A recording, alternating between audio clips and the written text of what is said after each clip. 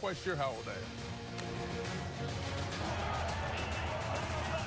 The Michigan Wolverines have lost 2 straight, but today they hit the road looking to get things back on a winning track as they come to Evanston, Illinois to take on the Northwestern Wildcats, who today wear special uniforms to honor the Wounded Warrior Project here at Ryan Field. BTN football presented by John Deere, and today at Ryan Field in Evanston, Illinois, it's the Michigan Wolverines taking on the Northwestern Wildcats. Hi again, everybody. Alongside Glenn Mason, I'm Kevin Kugler. When the season started, both Northwestern and Michigan oft mentioned as potential favorites in the Legends division. To this point in the season, it's been a bit of a disappointment on that end, but both of these teams hungry to get back on a winning track today. Yeah, and 2 different stories here. You know, you look at Northwestern and, you know, they're frustrated, but when you listen to Pat Fitzgerald, he says, you know, we're 4 or 5 plays away from 8 wins. Bye week came exactly the right time. We're healthy. We're ready to go. And Michigan, about their offense, I can't explain it really what's happened the last 2 weeks against Michigan State and Nebraska. You talk about 14 sacks and a total of minus 69 yards rushing. Well, this has been the story of Michigan's season, the rush game, because at the beginning of the year, they were running the ball well, over 4 yards per carry, but what's happened since? Well, you know, you got to look at the offensive line. You hate to put all the blame there, but they have to have a big part of it. You know, you talk to Al Borges, the offensive coordinator, and he says, all our problems on offense start with our inability to rush the football. No, they're going to go back to the drawing board and try to simplify things a little bit as they get back to work today. And let's take a look at the Mitsubishi Motors keys to victory. Well, first of all, Michigan, we already touched on it. You got to control the offensive line of scrimmage.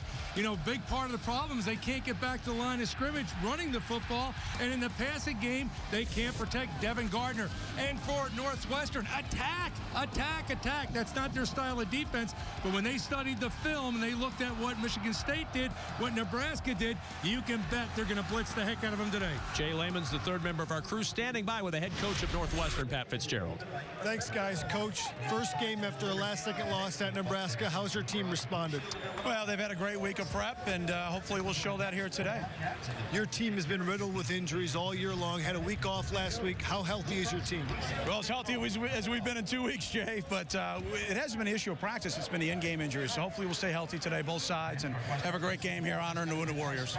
Thanks, Coach. Back up to Kevin and Mace. All right, Jay, thank you very much. Let's take a look at the impact players for Northwestern. Well, you got to look at Kane Coulter, a healthy Kane Coulter, dynamic player. And Trayvon Green, the guy's good when he's healthy running the football. And then Tyler Scott at that defensive end position. Against Michigan, he's probably licking his chops. And on the other side of the ball for the Michigan Wolverines. Well, Devin Gardner, you know, he's the quarterback, but he needs a lot of help from the supporting cast. Taylor Lewan, the All-American left tackle, he's got to get that offensive line all on the same page. And then you look at the linebacker, Jake Ryan. He is without a doubt the leader of that defense. Brady Hoke, the head coach of Michigan, trying to avoid his first 3-game losing skid as the head coach of the Michigan Wolverines. You see the record in Big Ten road games, trying to turn that around today. The weather could be a factor in this game. Right now, we're okay, but there is rain on the way. Mostly cloudy skies, 54 degrees, not cold, but there's rain coming. And if you look at the radar, as we have throughout most of the afternoon, that rain may hit in the next couple of hours. You see the special uniforms, no names on the uniforms today for Northwestern as we get set to kick this one off. Jeff Budzine, 19 touchbacks this season. Back deep, Dennis Norfleet, and we are underway at Ryan Field. And off of Norfleet, a little bobble. Norfleet, though, able to recover. And Norfleet across the 25 and ends up with a nice return out to the 29-yard line, where the Michigan offense will start first down and 10. Northwestern won the toss, and so Devin Gardner takes the field to start things off. Yeah, you know, and the thing about it, when you watch him on film, he's a different player now than he was at the beginning of the year. We talked about all the sacks, all the negative plays. The guy's got to be beat up. See if he can find a way to get back on track here this afternoon against this Northwestern defense. You see the season numbers through 9 games for Devin Gardner. And on first down, the sprint out, and Gallen with the grab. Gallen with the first down across the 45-yard line to the 46. Nick Van Hoos on the stop, 16-yard pickup on first down for Michigan. Well, just like we expected, Mike Hankiewicz, the defensive coordinator for Northwestern, started right off with a safety blitz. He's going to find out. That's not really his style, but he's going to find out if Michigan has solved some of their problems. Green in at running back for Michigan on first down. And the toss to Funchess. Funchess with a block from Gallen gets another first down. Back-to-back first downs through the air. Travion Henry able to run him out, but not before he moves the chains to the 41 of Northwestern. Devin Funchess is a really interesting story, and he started out as tight end. He's not really an old-school tight end. He's not have that blocking ability, but when you split him out a little bit, boy, does he create matchup problems. 6'4", 235. Good start for this Michigan offense. First down at the 41-yard line. Green the carry. Big hole. And Green just tripped up at the 33 by Henry.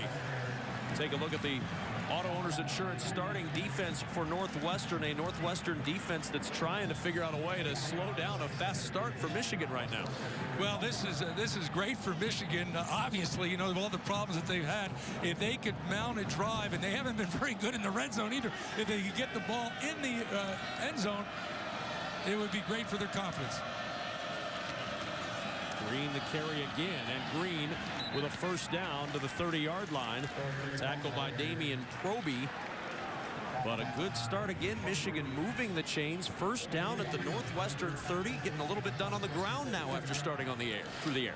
Well, you know, again, we talk about the offensive line. One of the problems has been, you know, that both tackles, Schofield and Lewan, they've been the starters the whole year. They've had 4 different starters at left guard, 2 different starters at center, 2 different starters at right guard. Williams, the motion man. Gardner with time. Now he's going to scramble. And Gardner down to the 22-yard line. 8-yard run for Devin Gardner, but he had a little bit of a pocket to throw from, Coach. Well, talking to Al Borges, when I asked him, how do you solve these problems, all these sacks, he said, well, what we're going to do, we're going to go to 3-step drop, which you saw right there. We're going to emphasize to Gardner, either it's there or put the ball away and run it. We can't take these negative yard plays. Nothing negative so far on the opening possession for Michigan. Green the carry. Green fighting forward, and Green with the first down. Ibrahim Campbell on the stop for Northwestern. Well, Colin Ellis got some penetration and had a chance to make another negative yard play, but tackle was broken by the running back, and they got a first down. So now in the red zone, and you mentioned there have been some problems for Michigan inside the 20-yard line. They've scored on 12 of their last 16 red zone trips. Pretty good on the course of the year, but they've struggled of late. Davion Smith in, the freshman at running back. And Smith the carry. Positive yardage again on the ground for the youngster, and he takes it down near the 12-yard line.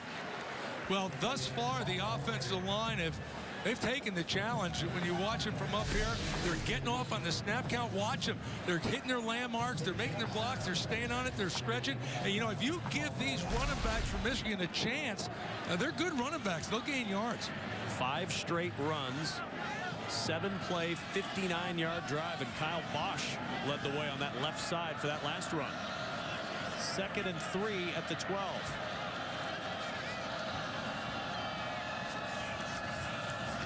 Smith again. Smith with positive yardage and another Michigan first down. 1st and goal at the Northwestern 8-yard line. Proby on the tackle. You know, you think about all the problems that they've had the last couple weeks. You know, there's no magic. There's no secret. It's execution. And when you have the problems they've had with the negative yard plays, you have to look to the offensive line. You can see right now they're doing a good job. 6 runs, 2 passes on the drive. Derek Green now in. 1st down and goal. Carriage the fullback, Green the tailback.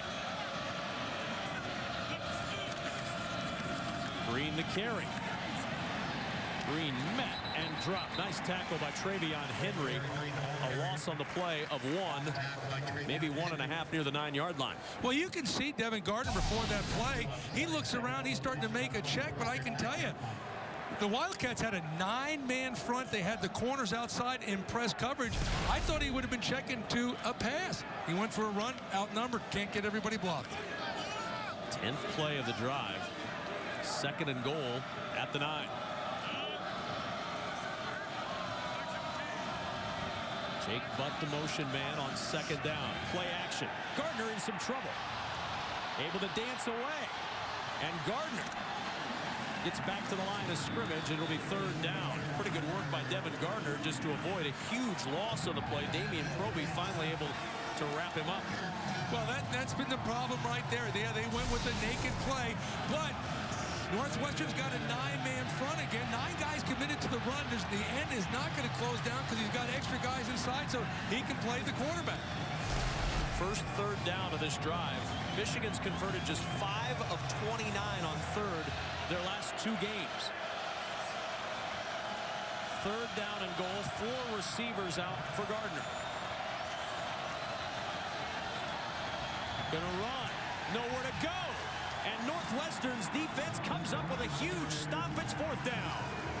Well, credit the defense of Northwestern again. And the thing that made that go was there was good coverage on the back end, and the defensive line, because they know Gardner is a dangerous runner, they stayed square. They didn't run about getting upfield, get a sack. They're figuring if he pulls it down, make the tackle, it worked to perfection. 25-yard field goal try now for Brendan Gibbons. Wind in his face, and it is a stiff breeze this afternoon. Gibbons from 25, and the kick is good. So Michigan on the board first with 8:45 to play in this first quarter. Brady Hoke's squad marches down the field and puts 3 up, a 3-0 early lead for the Wolverines. Football on BTN is presented by John Deere. The off-road just got roomier. The new Gator XUV 825i S4, now with seating for 4. And brought to you by Case IH. Be ready with the proven leader. Visit caseih.com/efficient power. Northwestern's special uniforms created in partnership with Under Armour and the Wounded Warrior Project. The design created to evoke a flag that has flown proudly for a long period of time. And as you're watching today, you'll notice that there are no player names. Each jersey has a nameplate displaying one of 8 core values, and the jerseys are going to be auctioned off online after the game. 100% of the proceeds going to the Wounded Warrior Project, something that Pat Fitzgerald is a huge supporter of here at Northwestern. Talking to Pat yesterday, and we talked about those uniforms and this effort, and you could see how emotional he got, and he talked about the Wounded Warriors that have been around his football team and how inspired they all are by these great men and women. And one of the Wounded Warriors came and spoke with Northwestern on Wednesday, a wounded Iraq veteran, and really made an impact on those kids as the ball fighting the wind and not winning the battle against the wind, and there will be a holder brought over to help out the kickoff. Impressive start for Michigan, bogging down though in the red zone and having to settle for the field goal on their opening drive. Yeah, you know, it becomes a chess game. You got to credit Michigan. They've solved. They've looked better today in that first drive. They looked weak, and then you got to credit Mike Hankwitz, the defensive staff. They made some adjustments. They went to that 9-man front. It's going to be interesting to see how that develops and what Michigan's going to do their next offensive series. Raymond Taylor on as the holder now to help with the kickoff. Back deep, Matthew Harris, Terrell Williams, and it's Harris from the 7. Harris across the 25, and Northwestern's offense starting just shy of the 28-yard line. And Kane Coulter feeling a little bit better, Coach, after having the bye week. He's had a banged-up season, but he's back out there. Well, no surprise to us. Both Pat Fitzgerald and Mick McCall, the offensive coordinator, say we got to get it in his hands in a lot of different ways. Now, Coulter is so dynamic and can hurt you in so many different ways. His numbers through 8 games this season for Kane Coulter. From the 28 on first down. They try it on the ground with Trayvon Green coming off of that huge game against Nebraska 2 weeks ago, and Trayvon Green leads the offensive starters as they scroll at the top of your screen. On second down, Coulter. Some room to run for Coulter because he found a little crease and he's a yard shy of the first down. Yeah, a little crease, and that's what makes that guy so dangerous. That was a no play, and he turned it into a pretty good play. Jake Ryan on the stop of Kane Coulter, the senior from Denver. 3rd and 1 now for Northwestern.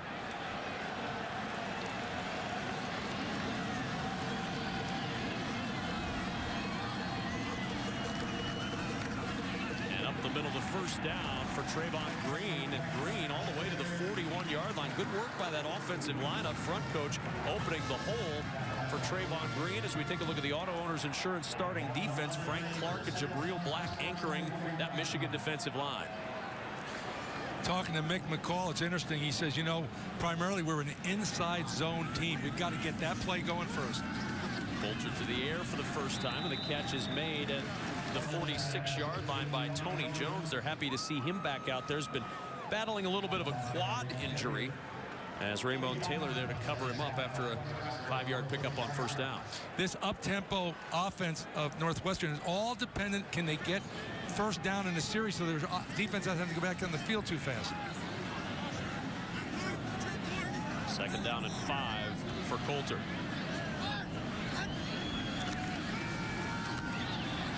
Coulter with the toss close to a first down, just shy at midfield. The catch made by Rashad Lawrence. See, this is what makes it so tough. Coulter is such a dynamic runner, but he throws the ball pretty effectively. So they put 3 receivers out there, and Michigan, because they're worried about Coulter running the ball, they can only put 3 defenders. That's one-on-one. It's pitch and catch. Simple game. It really is.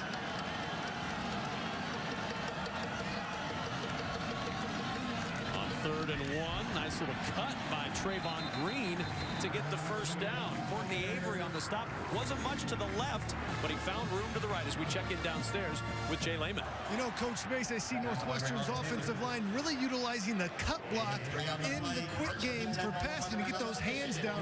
Michigan's got to get their hands on those linemen and stay on their feet. Well, one of the things that happened to them when they played Minnesota's defensive line knocked the ball down a number of times during that game. On the option, Trumpy trying to get to the edge. And a pretty good play by Michigan. Blake Countess able to grab Trumpy as he turned the corner there at the 44-yard line. Mick McCall was the offensive coordinator, was emphasizing to us that when they studied the Nebraska-Michigan film, that Nebraska was able to get the ball on the perimeter, especially using the option game. No surprise they came to it that fast.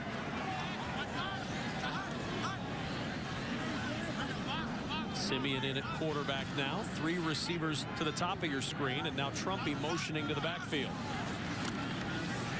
And Simeon with the toss to Coulter. And Coulter a yard short of the first down. How many times have we seen that combination move the football up and down the field the last couple of years? Watch this pass. This isn't a good pass. This is a perfect pass. He gets out of his hands. You see how that ball was in front of Coulter so that he could catch it and get his eyes and get downfield? I'm going to tell you, simple game, hard to execute. And another 3rd and 1 for Northwestern. 3rd and 1, I'm assuming, is a lot easier to call than 3rd and 8. You got that right. 3rd down, a stumble by Coulter, and he's not going to get the first down. Joe Bolden on the stop, and Kane Coulter just lost his footing there. Yeah, and he had a chance, but if you would have seen the dive back, he goes through. It looks like he could have gone for a home run. Sometimes it becomes a guessing game with the defense. They guessed right there. Like he may have caught his foot on the foot of his back, Mike Trumpy, after the fake. And now 4th and 2. They're going to go. Simeon in at quarterback. On 4th down and 2, Coulter splits up to the top of your screen in the slot, and now a timeout is called before the snap. Michigan, first team timeout. So Brady Hoke using a timeout on defense on this 4th and 2 play. Critical play early.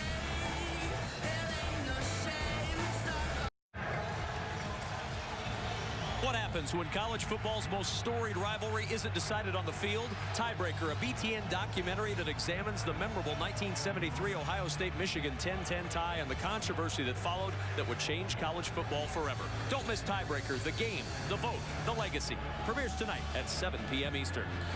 Well, you got Coulter in a quarterback in this situation. 4th down, you think they either come with the option or the slant, but it looks like Michigan, they're taking the slant away. They're playing inside coverage on those receivers. 4th down and 2. Coulter.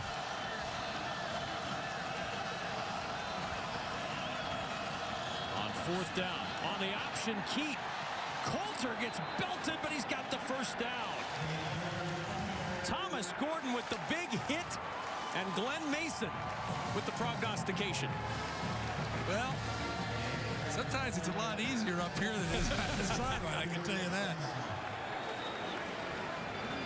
What a hit by Gordon. Man.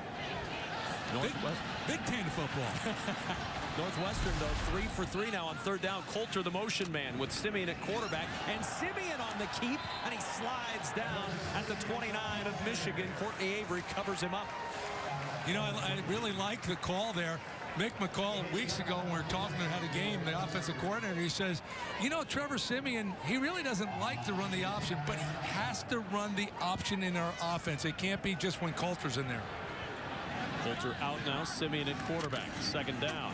Simeon with the toss and the completion to Christian Jones, and a 1st down. Jake Ryan on the tackle. And now Jones with at least 1 catch in 15 straight games. Well, what they got going right now, they're getting those 1st downs so they can go this up-tempo. And, you know, you look at Michigan, they can't even get set. And Northwestern's ready to play. From the 23, 1st down. Hit as he throws and incomplete at the 19-yard line. Intended for Green. That pressure coming right up the gut from Brennan Byer. Well, you'll see it right here. I mean, he drops back. He's got time to throw the ball. He's getting really hit late. That's going to happen in that offense. He had enough time. The offensive line did a good enough job there. 13 plays so far on this drive, 49 yards. And a 2nd and 10 at the Michigan 23.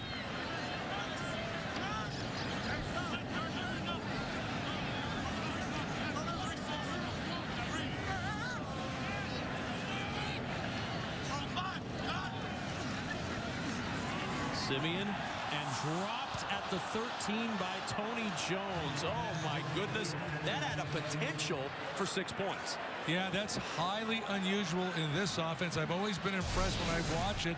Those receivers, they catch the football. Now, that wasn't a perfect throw, but he should have caught that football. Now a very tough 3rd and 10 for Northwestern.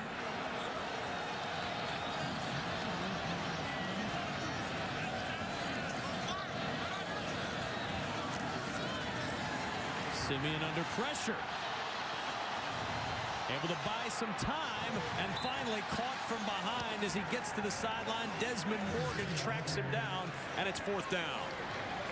Well, you got to credit on 3rd down, or 2nd down, they came with the blitz.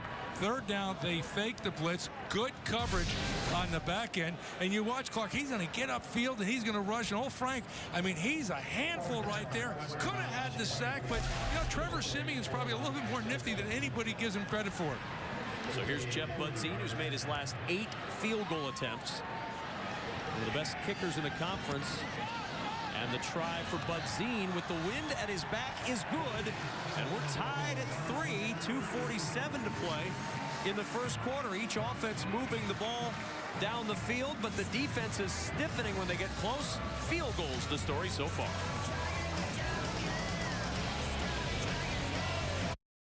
Michigan 3, Northwestern 3, but Coach, you're going to shine a spotlight on somebody that doesn't get a lot of attention sometimes. Yeah, unless they mess up. Here's Brandon Williams just watching the holder right there. Now, you know, it's a little wet out there, and the ball's going to be snapped, and it's not a bad snap, but it's not a great snap, but he got it down so Budzine could make the hit. Now, look at it right there. It's a little low to the inside. He gets it down. He gets the laces away. He gets his hand off. Good kick. The laces out being the key to that entire process, obviously. I would think. I've never been a kicker, but you think, I mean, they all do it. Brandon Williams getting it down for Budzine, who's ready to kick things off for Northwestern. Northfleet 3 yards deep, and Northfleet will bring it out. Northfleet with a crease. And Northfleet down at the 26-yard line, 2:41 remaining in this first half. And the standings coming into play today in the Big Ten Conference. Michigan State and Nebraska locked up in Lincoln right now with that Legends Division lead in the balance.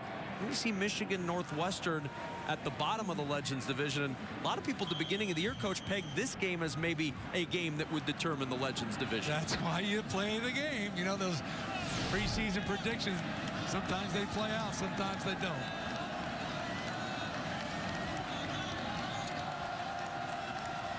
First down from the 26. Gardner almost picked off, but Funchess able to grab it. That was a dangerous pass because that was nearly going the other way, and then it turns into a good gain. Nick Van Hoos just inches away. Well, they came with the blitz again, and you expect them to get rid of the football, and Nick Van Hoos smelled it out. He just didn't make the play. If he could have made that catch, obviously, he's probably a pick six. And Northwestern's been phenomenal this year intercepting the ball. 18 interceptions on the year. Tied for most coming into the weekend in the FBS. 3 receivers at the top of the screen on first down. Green the carry, and Derek Green to the 42-yard line. We've not seen Fitz Toussaint, the leading rusher, as of yet. It's been Derek Green and Davion Smith who've been the running backs so far today for Michigan. Yeah, as everybody remembers, Fitz Toussaint was injured last year, had a severe injury, and he came back this year, really an inspiration. But Pat Fitzgerald mentioned to us, he says, when you look on film, you look at Fitz Toussaint this year to last year, it's not the same guy.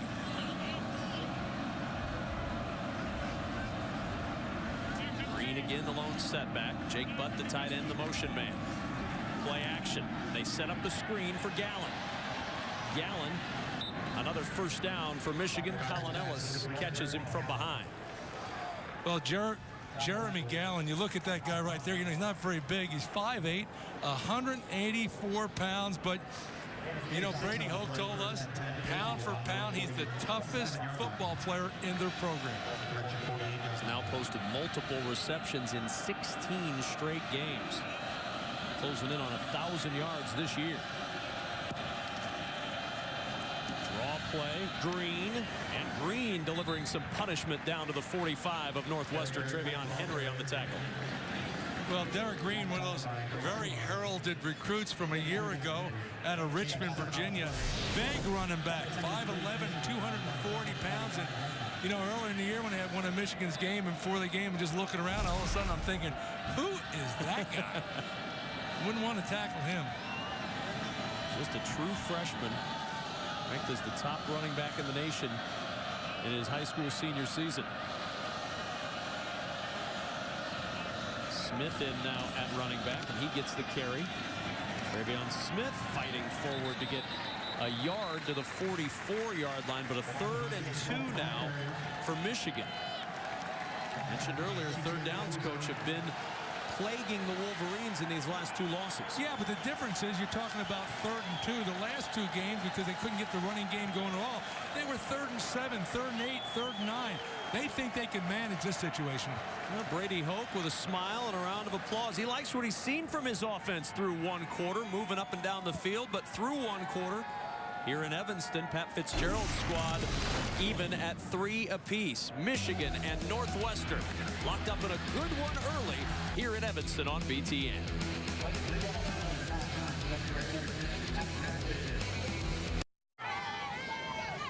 Start of the second quarter with Michigan and Northwestern knotted up at 3 apiece alongside Glenn Mason with Jay Lehman on the field. I'm Kevin Kugler. 3rd down and 2 for Michigan. After 1 quarter, you feel like they've got a little confidence going? Well, we're going to find out about the confidence of the running game. They've been running the ball well today. Previous 2 weeks, no. If they run it here, they got confidence in that running game. Davion Smith is the running back on 3rd down and 2. Play action, Gardner going to run it, and Gardner's going to lose yardage back to the 46-yard line. A negative play on the ground for Michigan. Well, I think that spoke volumes there. Now, it was a 3rd and a long 2, but you know, typically you'd say, hey, you know, run the football. You know, if I get it down to an inch or so, maybe I'll go for it on 4th. And you see more teams doing it. They just don't have the confidence they're going to get it done there. great defense by the Wildcats. Confidence boost for Northwestern. Matt Weil on to punt. Tony Jones back deep for Northwestern. And Weil trying to hang it up. Jones with the fair catch. Saw the wind play with that a little bit, pushing Jones back near the 10-yard line. 34-yard punt, no return for the Northwestern junior. And the Wildcats trying to break a losing streak. It's one of the longest losing streaks for any team since 1980 after a 4-0 start. You don't like to see your team name on that type of chart, but they've been close. I mean, that's what's the frustrating thing, and they didn't hesitate. They really didn't. When you talk to their coaches, yeah, we're frustrated. We think we're better than this.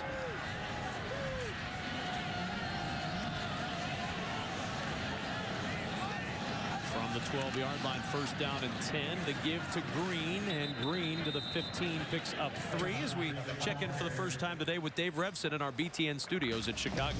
And Kevin, want to keep you up to date on the game going on in Lincoln. Michigan State out to the 10-0 lead, but Nebraska responds. Tommy Armstrong to a wide-open Sam Birch. 10-7 Spartans. We've talked about whether or not that could be for the Legends division in Lincoln today, as a great play is made by Thomas Gordon in the backfield to drop Trayvon Green back at the 10-yard line. Well, they played that perfectly. You know, the thing about the option play, if the safety's going to play downhill right away of what you see Gordon do, you can't account for him. Now, the thing you got to worry about if you're Michigan is all of a sudden they see it. Well, did they come up with a little trick, a little option pitch, and then a pass going deep? Northwestern 2 for 4 on third down, but going into that wind with a third down and 12.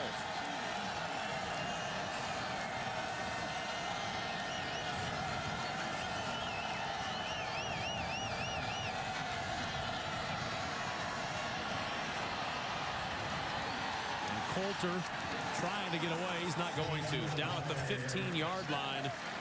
And not a lot of running room. Ojemudia there to close out the play, and the punt team will come on for Northwestern. Well, Michigan had a hard time getting lined up there. They had nobody really to the right side of the Northwestern offensive line for a long time, and they finally got it worked out and made the play. Now, should be a good chance for field position here. Williams to punt, and punting into that wind, and Michigan is going to have excellent field position. Gallen with the fair catch near the 46-yard line. Michigan in Northwestern territory when we return. College football on BTN is brought to you in part by Jack Link's Beef Jerky. The search for Sasquatch is on at Big Ten stadiums throughout the 2013 college football season. Log on to jacklinks.com to see actual footage of Sasquatch roaming around your favorite Big Ten campus. Hey, I got him. There it is. You found him. Do I win? I don't think it's a contest. First down at the 48-yard line. Michigan with good field position to start after the punt into the wind. Gardner. Pressure comes late, and it's almost intercepted. Oh, my goodness. Right through the hands of Damian Proby, who nearly had the turnover. Oh, man, you know, he had all the time in the world to throw it, and he double-clutched it, and he threw it right to Proby. He's thinking, how the heck did I drop that? You know what I used to tell my guys? That's why you play linebacker and not tight end. They want him to catch it. Trying to be funny, and I'm not. 18 interceptions this year. The most in the Big Ten, tied for the most in the country. Second and 10 at the 48-yard line. Gardner trying to get to the edge, and Gardner's not going to get there. Northwestern swarming to the football. Nick Van Hoos, the first one there. Well, you know, the old adage, if you're a defense and you can force teams to keep running the ball east and west, and they can't turn the corner, and this is exactly what happens right here. I mean, Gardner's a good athlete. He's got ability, but as long as his shoulders are parallel to that line of scrimmage, he's not going anyplace. Third down and 9.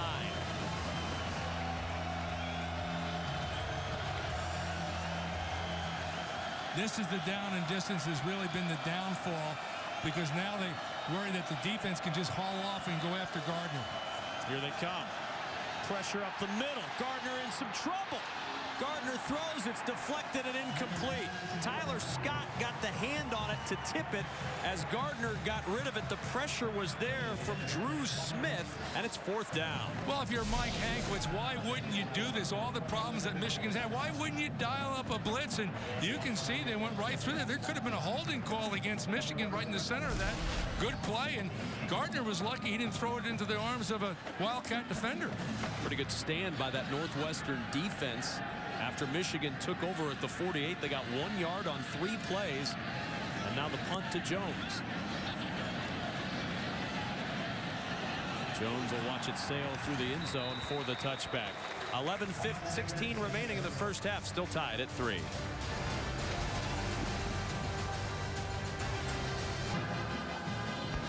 Well, immediately following our game today, tiebreaker debuts. The story, the documentary of the 1973 Ohio State-Michigan matchup tonight at 7 p.m. Eastern on BTN. And a man you'll see a lot in that is joining us here in the booth. Former Michigan quarterback Dennis Franklin, kind enough to spend some time with us this afternoon.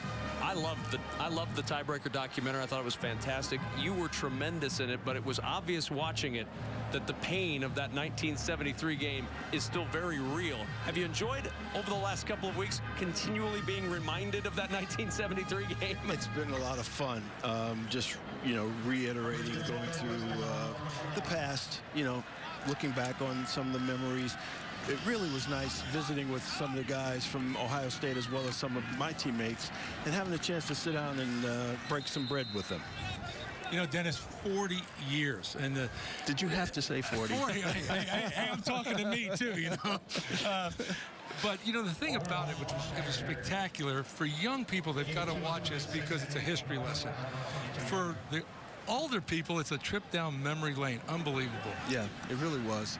But time goes by so fast, doesn't it, Glenn? Yeah, it sure does. And the amazing thing for me, though, you guys were 32-1 and never went to a bowl game. And you think about how things have changed. Nowadays, in 3 years, if a team wins 18 games in 3 years, they may go to 3 bowl games. That's correct. And so if you win 6 games now, I guess you become bowl eligible. So and things have changed. A different day in 1973 for sure. When you look back to that game, and of course we'll do that tonight with Tiebreaker, which premieres at 7 o'clock Eastern on BTN. The minute the banner got torn down, it seemed to set the tone for that entire day. And you know what? We didn't really know that John Hicks had torn down the banner until later. Now, John denies it in the documentary. I know. Yes, he does. Yeah. He blames Woody. I got to ask you this, though. How come every time I see Archie Griffin look at you, he says, only the good ones? I know. Let's not talk about that. Well, 4th down coming up for Northwestern as we look at some of the a little glimpse of the footage you'll see tonight on Tiebreaker. And there was, of course, a lot of discussion about whether or not you could play. And that was one of the reasons why Michigan did not get the nod to the Rose Bowl that year. But you were out in your yard in December throwing passes. You were sure you would have been in that game if they'd have allowed you to go. Truth be told, no question, I would have played the game. I was throwing snowballs, wanted to throw footballs, but I felt good enough to play. There's no question about it. Another tough punt into the wind fielded by Dillio at the 46-yard line. Another good field position start for the Michigan offense. Dennis Franklin joining us here. Tiebreaker premieres tonight, 7 o'clock Eastern on BTN. Sitting around with your teammates and some of the folks you played against in the dinner that features tonight in Tiebreaker as well. What was some of the stuff that was said off camera? Some of the stuff that we didn't get to see in the documentary, just the conversations that you guys had. Well, Cornelius and I, had a very special relationship because we happened to be 2 of the first black quarterbacks in the Big Ten. And that was a very special accomplishment between he and I. So we got to share some things about, the black quarterback situations in the NFL and some of the other guys who have accomplished great things being black quarterbacks and where that's come in progression with where things have changed. So we talked a lot about that. So Dennis, when I watched that game, I couldn't help. I think the best word to describe it was empathy for the Michigan players not going to a bowl game, and a guy like Mike Lantry. You really felt for him. Particularly being a Vietnam veteran. And here's a guy who, put his life on the line for our country, and he's having to spend most of his adult career having to, go through the pain of people always bringing up to him that he was a guy who missed a couple of field goals. Well, Mike was a dedicated war veteran who, put his all out there on the line, and we love Mike. And Mike was a dedicated ball player, and we feel for him just as much as anybody. As you watch Tiebreaker tonight, you'll feel that same sort of pain, because the pain still feels very raw to him in that documentary. There's no question. Dennis Franklin, former Michigan quarterback. We cannot wait for everybody to get the chance to see it tonight in Tiebreaker. It's a fantastic documentary, and we sure appreciate you stopping up and saying hi. Thanks for having me. I got to ask you one question, though. Did you watch Ohio State play Southern Cal in the Rose Bowl that year? I'm not going to tell you. Dennis, thank you so much. Thanks, we really appreciate it. Thank you very much. Thanks, guys. Thank you. Thank you. It's a terrific story tonight that you'll get the chance to see. It's 7 Eastern on BTN. Coach Mason and I have had the chance to see it already, and it is, I'm not just saying that because we're here on BTN, it really is a great show. 3rd down and 3 for Michigan. Gardner almost intercepted again, and that would have been a touchdown going the other way if that is picked off. There was nothing, and I mean nothing, in front of Chichi Araguzo. And I'm surprised that he dropped it. You talk about a guy that has a nose for the ball. He's got 4 interceptions on the year. Easy pick 6. Look at that right there. A little bobble in the snap, and he throws it out there, and Gardner just doesn't see Araguzo breaking inside out on the ball. So now Matt Weil is going to come on to try a long 51-yard field goal. Weil's kick has the distance, but it is wide to the right and no good. And Northwestern's defense comes up with another big hole. Just as we get done talking about Mike Lantry in that tiebreaker game missing those field goals, a Michigan man misses a field goal.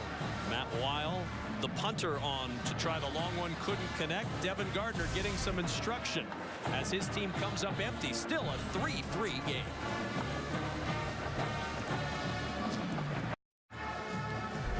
Northwestern has had 3 Heisman top 5 finalists. As we take a look at our Nissan Heisman history, the legendary Otto Graham finished 3rd in the 1943 balloting after originally coming to Northwestern on a basketball scholarship. Darnell Autry, 4th in the Wildcats' magical Big Ten championship and Rose Bowl season of 1995. And Damian Anderson averaged 174 rushing yards per game in 2000 when he finished 5th in the Heisman balloting. Our Nissan Heisman history for the Northwestern Wildcats.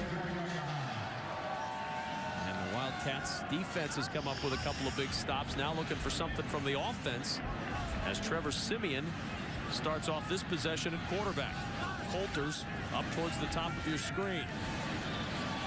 Siemian with nobody open. And Siemian will just scramble and gets decent yardage just across the 40-yard line before Jake Ryan could get there to close in along with Willie Henry. Well, Greg Madison went with the 3-man line. They played coverage. They did an exceptional job of the coverage. You saw Siemian. He was back there, good protection, had no place to go. He had to run it wide because of the coverage. 2nd down and 4. Siemian, and a drop at the sideline at the 46-yard line. Would have been a 1st down. And there's Greg Madison, the defensive coordinator for Michigan, whose birthday was yesterday. Yeah. I'm not going to tell you how old he is. Oh, I know what he wants for his birthday. A belated present, a win today. Outstanding coach, fun person to be around. 3rd down and 4.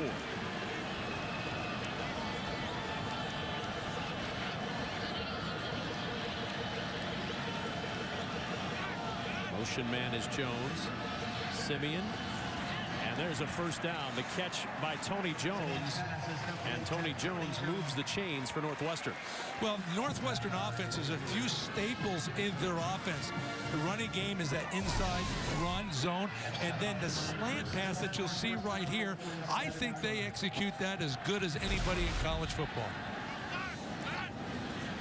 Pressure coming. Simeon throws. The catch made by Jones, and Christian Jones into Michigan territory at the 49-yard line. Simeon had to get rid of that ball in a hurry. Well, they do an excellent job, Kevin, of recognizing the pre-read. They read, they know where the safety is, and they get an inclination when it's coming, and when that blitz comes, they're going to get rid of it fast. 2nd and 6. Blitz coming again. Simeon in trouble, and Simeon sacked. James Ross, the third, right up the gut, buries Simeon back at the 43-yard line. Well, you're going to see right here, they went with a different type of blitz. You're going to see the linebackers coming right up the middle. He doesn't get a pre-read. They're going to stunt the front, and here they come right up there. No one on him, and the receiver wasn't even out of the cut, so there's no place to throw the football. Sack and a half this year for Ross. 3rd and 15 at the 43. They set up the screen to Trumpy.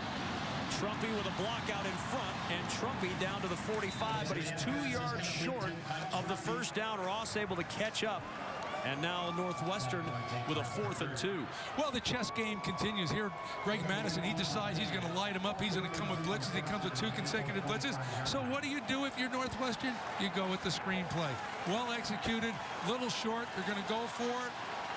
I think it's a good decision here by Pat Fitzgerald to go for it on 4th down. They're good on 4th down. 4th and 2 at the 45. Already converted 1 today. Play clock down to 2, down to 1, and they were trying to get some movement, and the flags are thrown. Delay a game. Defense, number 13. 5-yard penalty, still 4th down. Well, you know what happens in that situation? All too often you think, you know what's going to happen is we're going to try to draw them offside. I think it's hard to draw teams off when you're in the shotgun. So the next step that you do, you say, hey, if we get the look that we want, we'll go for it. If we don't get the look, remember, they're calling the plays from up in the press box. Just let the clock run out, and then we'll punt it. Williams to punt. Gallen. Want that one bounced. May have bounced off of a Northwestern player. Nope, did not. It'll be down inside the 10-yard line at the 8. Michigan pinned in their own end in a 3-3 game when we return.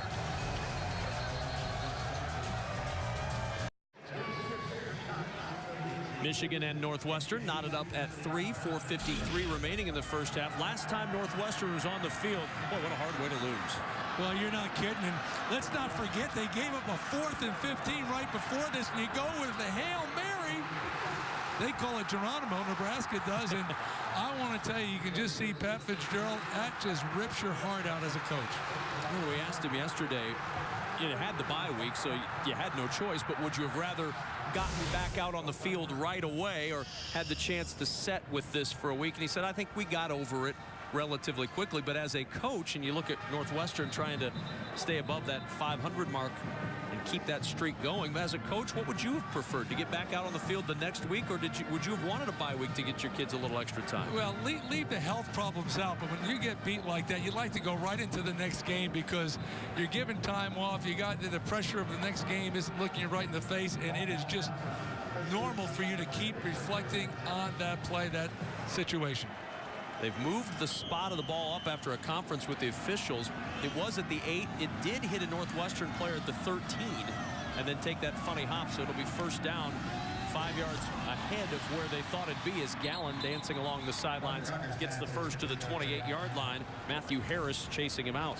That play right there, I think, is really the future of the Michigan offense, what they'd like to do. Al Borges and Brady Hoke, they lined up in an I formation. They faked the isolation, play-action pass, and they threw it to the X-receiver, which just happened to be Gallen right here. But they'd like to get the running game going and the play-action pass, and they think that'll put a lot of pressure on defenses.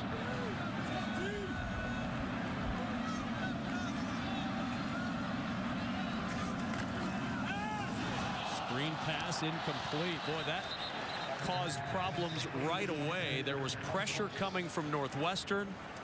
And it's second down as we check in downstairs with Jay Lehman. Yeah, Coach Fitzgerald came over to his defense before they came on the field, told him a couple jokes, loosened him up, and said, here's the deal, fellas. We got to finish. 2 drop picks. We finish this game, finish on these plays. We'll be way ahead. So start finishing. Looks like he's telling jokes on the sidelines now to the line judge. He's laughing on the outside and crying on the inside. Second and 10. Gardner. And a pass off the hands of Gallen. That was a pretty well thrown ball by Devin Gardner. Yeah, I like the way Gardner looked on that. He had good protection. He set up quick. Look at this. Makes the play action pass. He gets where he wants. He throws the ball right on the line. That ball should be caught. And that's what you need to do to keep those chains going and get the field position and get some scoring and keep your defense on the sideline. Here's third down again, though. 0 for 4 today on third down. 5 for their last 33. Last time, Northwestern came with the blitz. Pressure coming again. Gardner in trouble, and he's sacked. Araguzzo got him after the initial rush from Odenabo pushed him into the pocket. Any way you look at it, third and long situations for Michigan, they are just not very good at picking up the blitz. I think they'd be better off. Don't throw the ball here, run the ball. Run a screen, run something, get rid of it fast, because they just don't have that in their package right now. 4th and 18. Wild to punt. Jones back at the 32. Short punt. And Jones at the 38, smacked immediately and dropped. J.U. Chesson on the tackle. And Northwestern takes over after the 40-yard punt, just shy of the 40-yard line. Devin Gardner has seen so much pressure these last couple of weeks. He's got to be a little punch drunk. Well, it's awful tough to play quarterback under good situations when you're getting sacked this many times, and as a quarterback, you just don't trust your protection. It is just normal on those plays when you go back, you're sneaking a peek on who's letting someone in this time. From the 39-yard line, first down. Here's Trumpy. Not much running room that time. Quentin Washington was waiting for him, fought off the block, and was able to make the stop.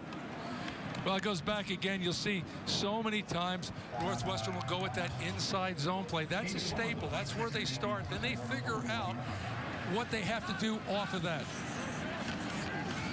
Second down. First down now for Northwestern in Michigan territory. The catch made by Cameron Dickerson to the 44-yard line. I can't remember a game where I've seen more blitzing consistently by both squads right now. We've talked about Northwestern, but Greg Madison, he came with the blitz again. The only difference is Northwestern's handling it a lot better than Michigan is. At the 44, first down. Simeon to the air once more, and another completion to the 39-yard line. There's some hard hits going on out there today. Rashad Lawrence on the receiving end of the hit from Raymond Taylor.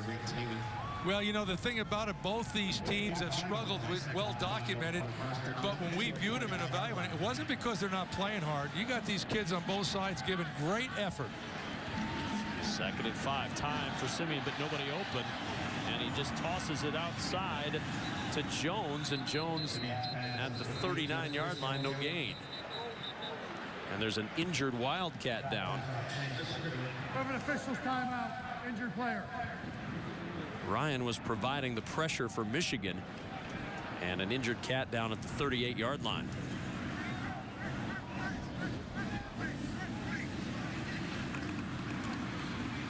Yeah, and as he's laying on the ground, I see Frank Clark, the outstanding defense end for Michigan. He's limping around a little bit. He went to the sideline. They can't afford to lose him. 2:19 to go first half. Still a 3-3 game. Wednesday night, it's an all-new episode of The Journey, the show with an unprecedented look inside the Big Ten season. The Journey, Big Ten Football 2013, presented by Best Buy. Wednesday night at 7 Eastern on BTN. Injured Wildcat Jeff Mogus, first season as a starter at left guard, making his way to the sideline. Kevin, you mentioned before there's a lot of hard hitting going on that field. I think the people that watch Tiebreaker, they'll be impressed at how hard those two teams play. I know they will. 3rd and 5. Adam DiPietro, the redshirt freshman, in At left guard, Kane Coulter back in at quarterback now for the Wildcats. From the 39 on 3rd and 5, the option. And the pitch to Trumpy. Trumpy able to get the corner and the first down. Mike Trumpy didn't look like he was going to go anywhere, and he ends up getting all the way down to the 25. Courtney Avery on the stop. They'll mark him out at the 27, still a first down. Well, the last time they ran this play, number 30, Thomas Gordon, came right down to make the play. He does the same time this play, same thing this play, but he doesn't make the tackle. Big gain. So Trumpy moves the chains. Simeon back in at quarterback, and now first down. And the completion by Jones down to the 20-yard line. Raymond Taylor tried to rip that one out of his hands, couldn't get it. Well, that's a good throw and a good catch. And, you know, I think that was a pretty good gamble by Taylor's place. He's going to go up there. He had his arm around him and almost made the play. Trumpy with a hole inside the 10, and it's first and goal, Northwestern at the 8-yard line. This Northwestern offense, when they're clicking, is so tough. They get the ball on the perimeter, then all of a sudden they hit you right up the middle, and then they hit you up the middle, and you stop that, and they throw it on the perimeter. Great execution. Trayvon Green in at running back now. 3 receivers to the bottom of your screen. Coulter, one of those 3. Northwestern looking for the play from the sidelines. First and goal at the 8. Green the carry.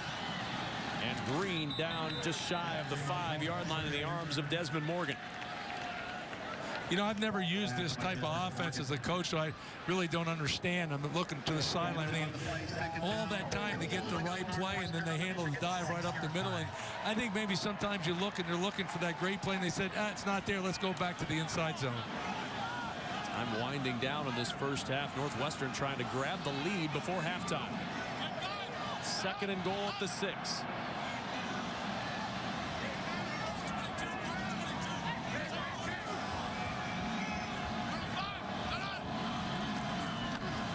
The give to Coulter. And Coulter inside the 5, and Pat Fitzgerald is going to use a timeout with 27 seconds to play in this first half. We'll take a quick timeout. The finish of the first half coming up. 30-second timeout.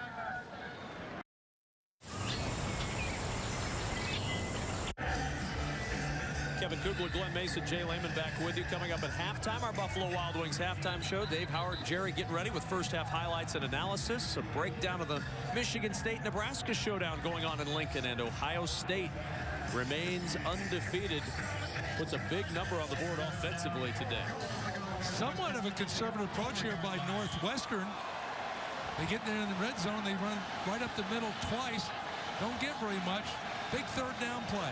Coulter in the empty backfield. You saw the rain starting to fall here in Evanston. And a whistle and a timeout going to be utilized by Michigan now. Timeout, Michigan. 2nd team timeout. 30-second timeout. Now we've seen some action early today, and let's take a look, Coach, at some of the notable early performances. Guys will break down a little bit more coming up at halftime, and some big days for some big running backs in the Big Ten. Well, Carlos Hyde, he didn't start today, but he finished off pretty good. And Zwinak, and he's kind of been off and on. And James White, not only him, but that whole Badger offense. What did they run for today? Well over 500 yards. Do you know how impressive that is? That's a lot. I want to tell you, if you're an offensive line coach, you can remember just about every day that you ever ran for 300 yards. 400 yards, you write it down. 500 yards, you go home, you throw a party. They've rushed for over 1,100 yards in the last 2 meetings with Indiana. 10th play of the drive right here. 3rd and goal at the Michigan 4, 27 seconds until halftime. Coulter on the option. Nowhere to go.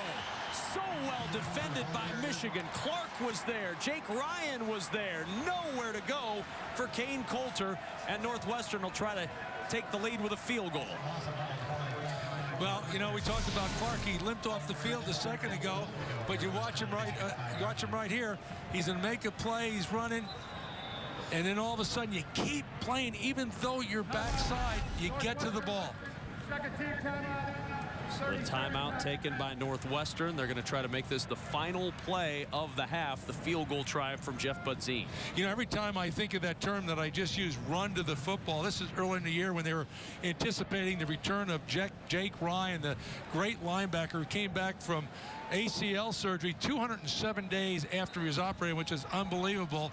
When we said, what's the best thing that Jake Ryan does? He says he runs to the football, and it becomes contagious on the defense because everybody sees what great effort he gives to get to the ball, and you saw that by Clark right there. 207 days from the time he tore his ACL to the time he returned to the football field. Remarkable return for Jake Ryan, and they're thrilled to have him back out there.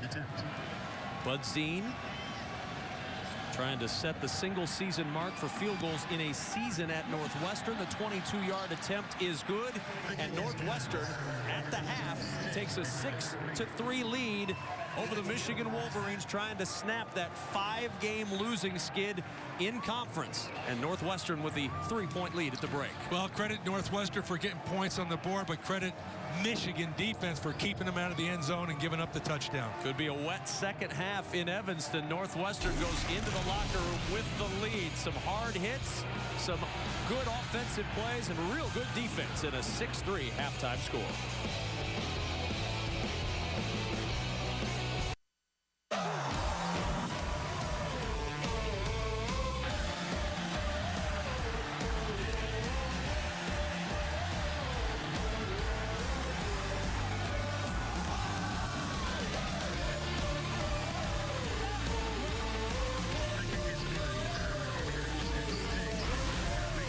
A 6-3 advantage for Northwestern as we get set to start the second half here on BTN alongside Glenn Mason with Jay Lehman on the field. I'm Kevin Kugler. Earlier at halftime, we had the chance to see tribute paid to 3 wounded warriors who came to Northwestern today as part of the support of our Wounded Warrior Project and our U.S. Marine Corps leaders of the game, all of our nation's wounded warriors. And we send our thanks and gratitude to those folks who have served and sacrificed. And that's what Northwestern is doing today with those jerseys and those uniforms that they're wearing. They're going to auction those jerseys. 100% of the proceeds will go to the Wounded Warrior Project. Go to the nusports.com/WWP. That's the website through Wednesday afternoon if you want to bid on those game-worn jerseys. We already saw Kane Coulter's dad out in the parking lot sporting one, throwing the ball around with, you know, some kids. And I think it's absolutely great. And I know that the players get involved in it. I think it really makes them realize just how lucky they are. They're playing football and going to college, and there's other young people out there making a lot of sacrifices. That's the point of those uniforms today, to draw attention to that Wounded Warrior Project. I would say the mission certainly has been accomplished with the uniforms Northwestern has worn today. They will get the football first as Michigan ready to kick off. Northwestern won the toss, elected to defer. And so the Wildcats will start the second half with a football.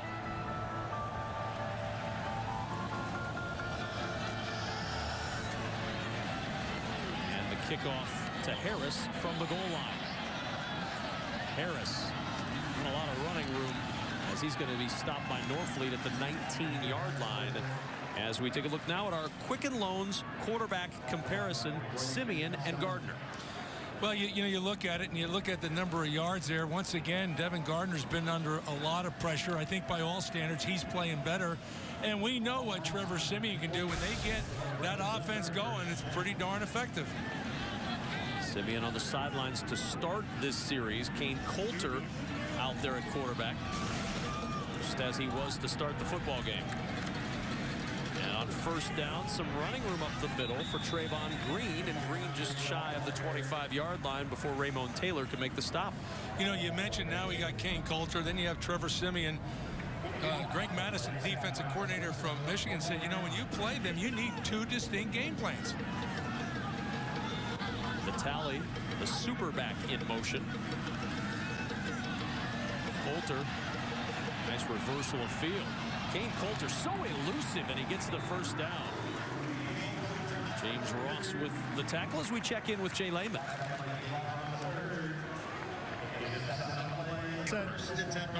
Listen, guys, I got a chance to check in with both coaches. Coach Fitzgerald said, hey, I like the way we played. We didn't finish that last drive, but our defense is playing well. Coach Hoke, on the other hand, said, hey, the first drive was awesome, but we need to learn how to finish on third down and convert. Kane Coulter making life rough on the Michigan defense right now. Another scamper for a first down as Ross makes the stop. You know, when I watch Kane Coulter, you think how you describe him. The word slippery. He just kind of slips out of tackles and moves the chains.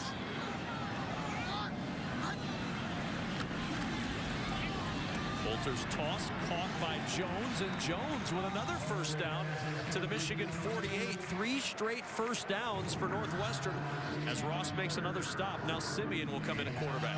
Some people will say I really like this Northwestern offense. What you gotta like, though, is the execution. Plays are not worth anything unless you execute them. And when these guys get in rhythm, they're as good as anybody in the country.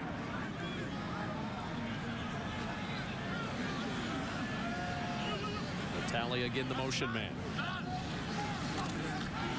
Simeon with a blitz coming from behind. Just got rid of it down the sidelines. Leaping up for it is Lawrence, and the pass is incomplete. You talk about a game of inches. The blitz came off the backside. I didn't think he was going to be able to get the ball off. Just watch it. He cocks his arm. He just got rid of it. And it could have turned into a big play, but obviously it's out of bounds. Just watch. I mean, Taylor's coming, almost gets it there. I mean, fractions of an inch. 2nd down and 10. Simeon, tough catch made on the sidelines. What a grab by Tony Jones, laying out at the 41. Yeah, you know, remember that he dropped a pass early, and sometimes it was an easy pass, and you drop it, and you think, how do you drop the easy one and catch that? More often than not, you hear me say it all the time, it's because the eyes. You don't take the eyes off the tough one, you take it off the easy one, and that causes problems. 3rd down and 4 for Northwestern.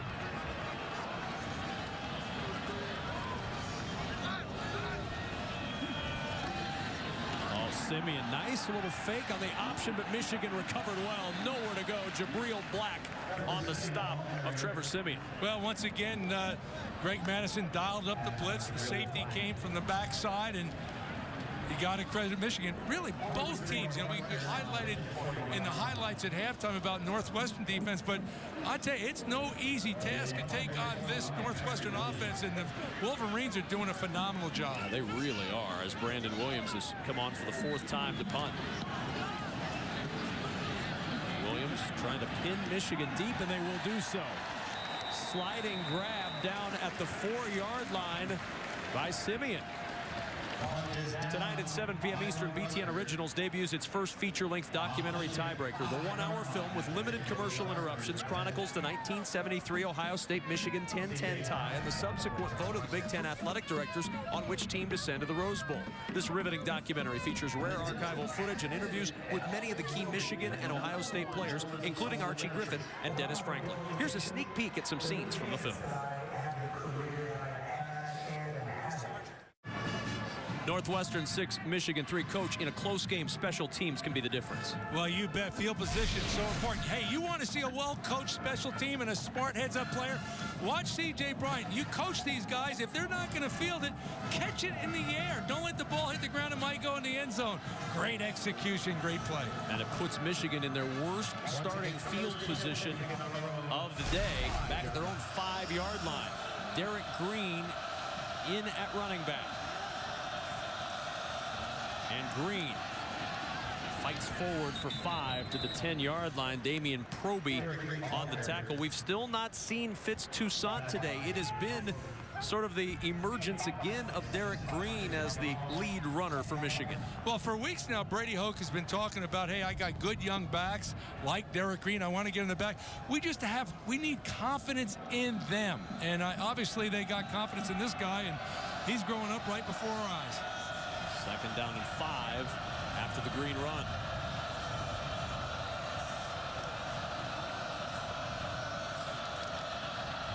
Gardner with the toss to his tight end, Jake Butt. And a first down to the 16-yard line. Ellis and Campbell combine on the stop. Michigan this season, first 7 games. Look at the average points compared to the last 2 games for Michigan. Well, it's been rough sledding, is well documented. And if you can't control the line of scrimmage, which they were not able to do against Michigan State and Nebraska, you're not going to score many points. They're not scoring much today as well. On a first down at their own 16-yard line as Green gets the carry. Green met in the hole and driven down by Damian Proby. It was power on power right there.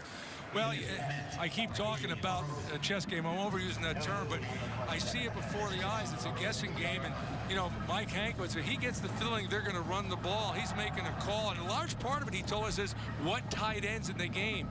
Because, you know, Funches is not really an old-school tight end, so when he starts seeing A.J. Williams in there, he thinks they're going to run the ball. He goes to the 9-man front. Could go with Parcheesi, backgammon, many games. 2nd and 10 at the 16-yard line. Gardner, great chance to get Gallen, and he just missed him at the 36-yard line. Gallen had come free, and Gardner just missed him. Well, Al Borges dialed up a real good play there. They had the slant skinny post to Gallen, and they called it versus the blitz. Both linebackers blitz. They picked it up, got rid of it. Could have been a big game. Mike Hankwitz, I tell you, he's got this cerebral approach to coaching. He's been around. He played at Michigan. He was a tight end. He was at Colorado as a defensive coordinator when they won the national championship. He worked for me for a couple of years. Outstanding football coach. Play clock winding down. Michigan 0 for 5 on 3rd down today. Gardner, nobody open. Pressure comes, and Gardner has to settle short. Nowhere to go for Funches. A yard, maybe a yard and a half, as Gardner had to settle for Funches. The tackle made by Tyler Scott, and it's 4th down. Hey, now I want you to watch this. Watch Gardner right here. You'll see him, and he'll throw off his back foot, backing up. That's the one thing that Al Borges, Brady both want to break him up, because more often than not, when he does that, bad things happen. There's Matt Weil on for his 4th punt. Northwestern should have good field position here. Jones waiting at the Northwestern 44. Good punt by Weil. Real good punt. Driving Jones back to the 34. And Jones, after the 10-yard return, sets Northwestern up at the 44-yard line. 1st down and 10. 6-3 Wildcats with the football when we return.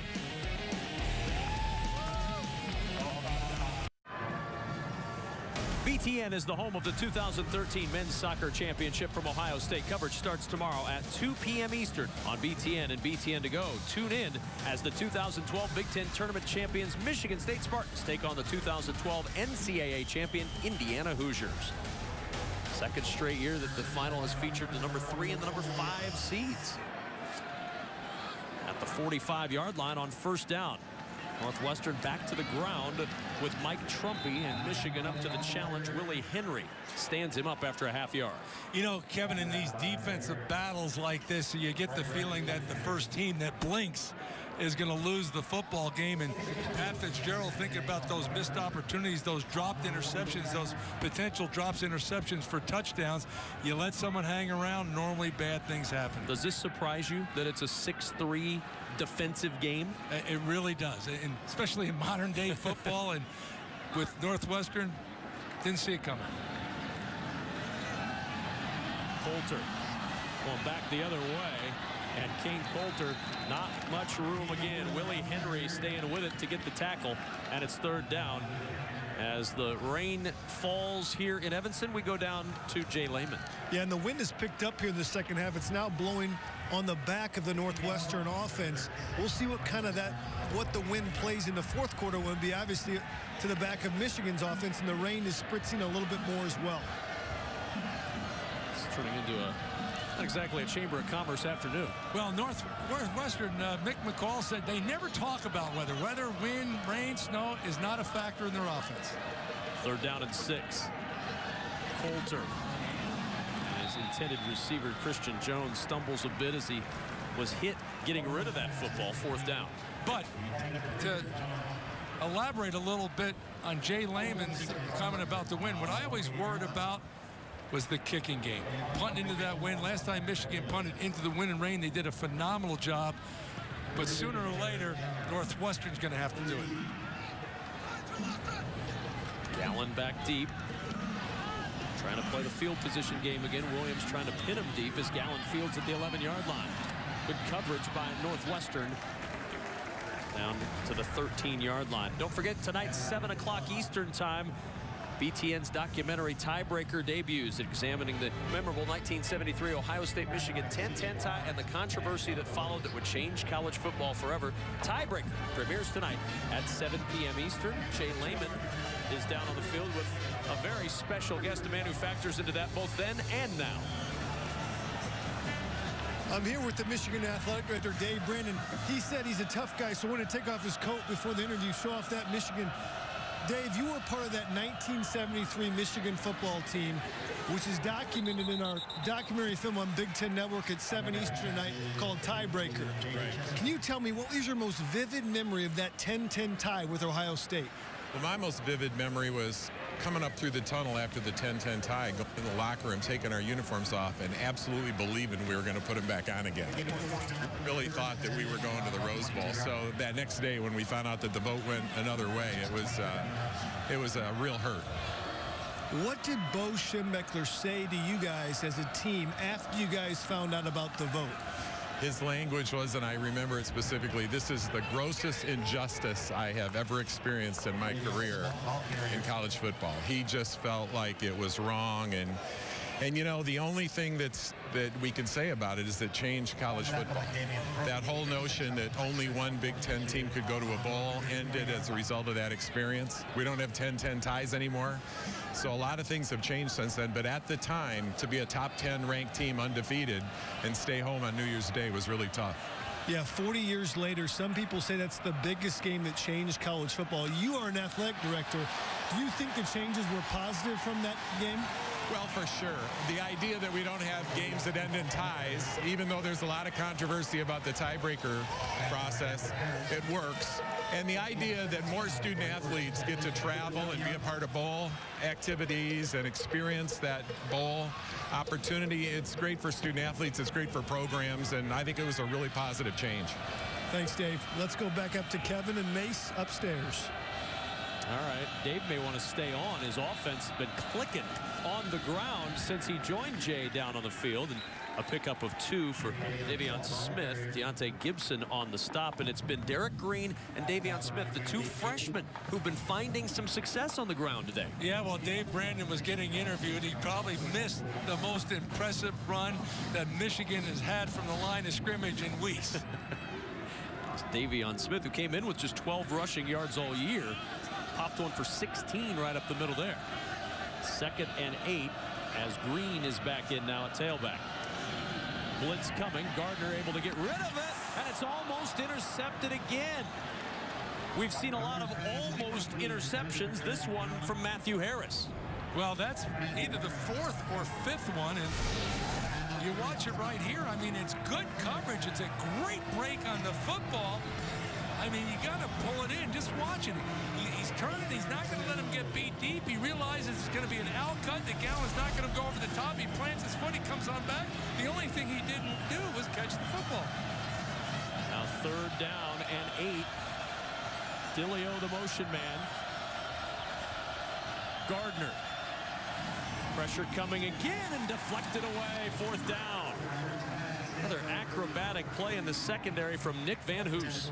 Well, that was the next move that Michigan was going to do, especially on 3rd and long. You can't sit back in the pocket because they can't protect him. They put Devin Gardner on the move. They moved the pocket. He had a little bit more time. He threw it out there, and there's another ball that it could have been picked off. So now 4th down. Michigan now 0 for 7 on 3rd down in this game.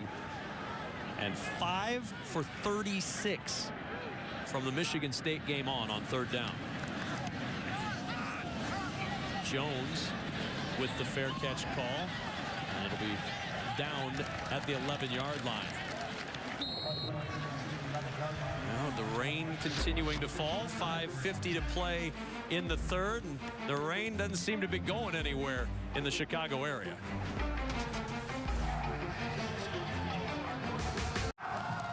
Northwestern 6, Michigan 3. Kevin Kugler, Glenn Mason, Jay Lehman back with you. There's the defensive guru for Northwestern, Mike Hankowitz, former Michigan tight end and a grad assistant under Bo Schembechler from 1970 to 1972. And the battle today, these two defensive coordinators. Yeah, both of them have a wealth of experience and as good as you'll find any place in the country, and they're going head-to-head today. Now it's Greg Madison's turn on the Michigan defensive side to dial one up as he's got Northwestern pinned deep at their own 11-yard line.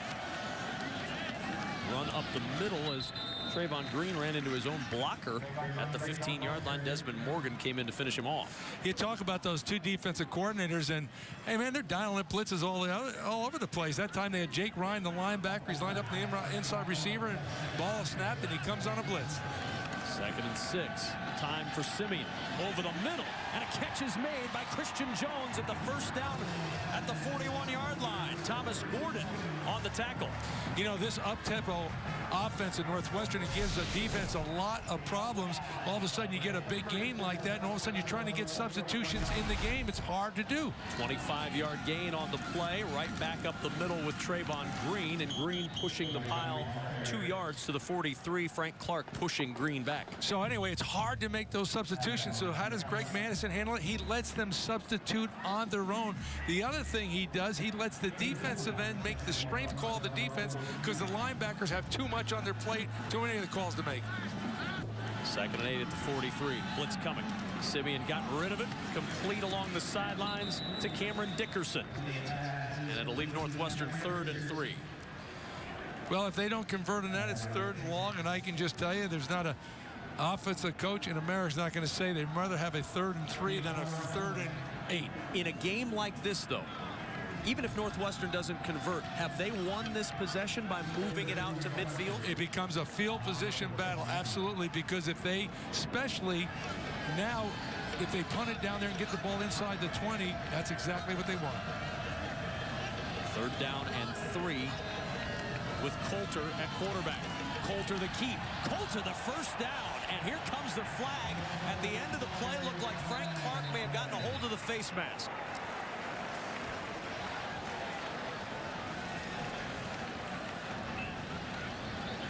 Either a face mask or a horse collar, one of the two. Hard to see in that crowd. Personal foul. Face mask. 11 defense. 15-yard penalty. Automatic. First down. Bill Lamagna in his last year as a referee, we haven't heard much from him. Only the 2nd penalty. Yeah. Well, you see it right there, the face mask, and that's not the option. That's the chess play I talked about. The last 2 times they ran the option, we talked about Thomas Gordon, how they were defended. This time, that's a quarterback sweep the whole way. Face mask becomes a big play. At the 31, first down. Simeon back at quarterback for Northwestern. 9 straight completions for Trevor Simeon, 12 of 15 on the day.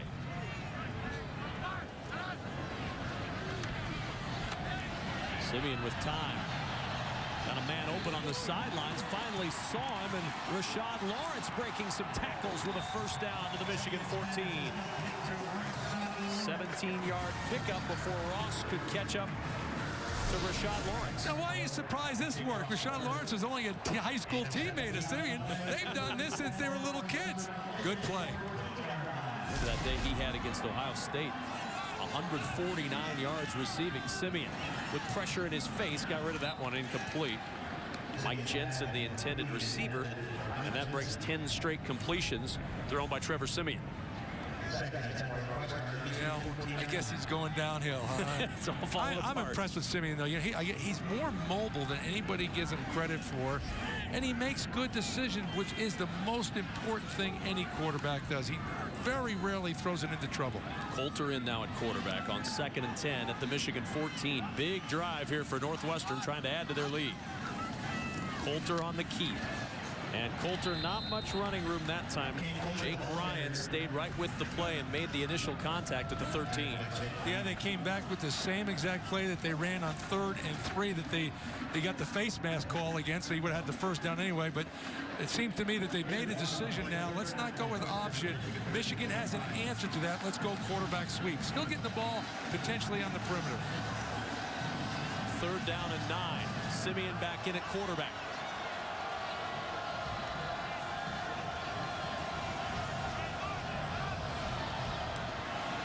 Pressure coming. Caught by Coulter, and Coulter driven down. Gordon was there immediately, and now a flag thrown at the end of the play. Some pushing and shoving at the end of that play, well away from where Coulter got hit. It's been such a clean game today. Only 2 penalties combined between the two teams. You're involved in a 6-3 game. It better be clean.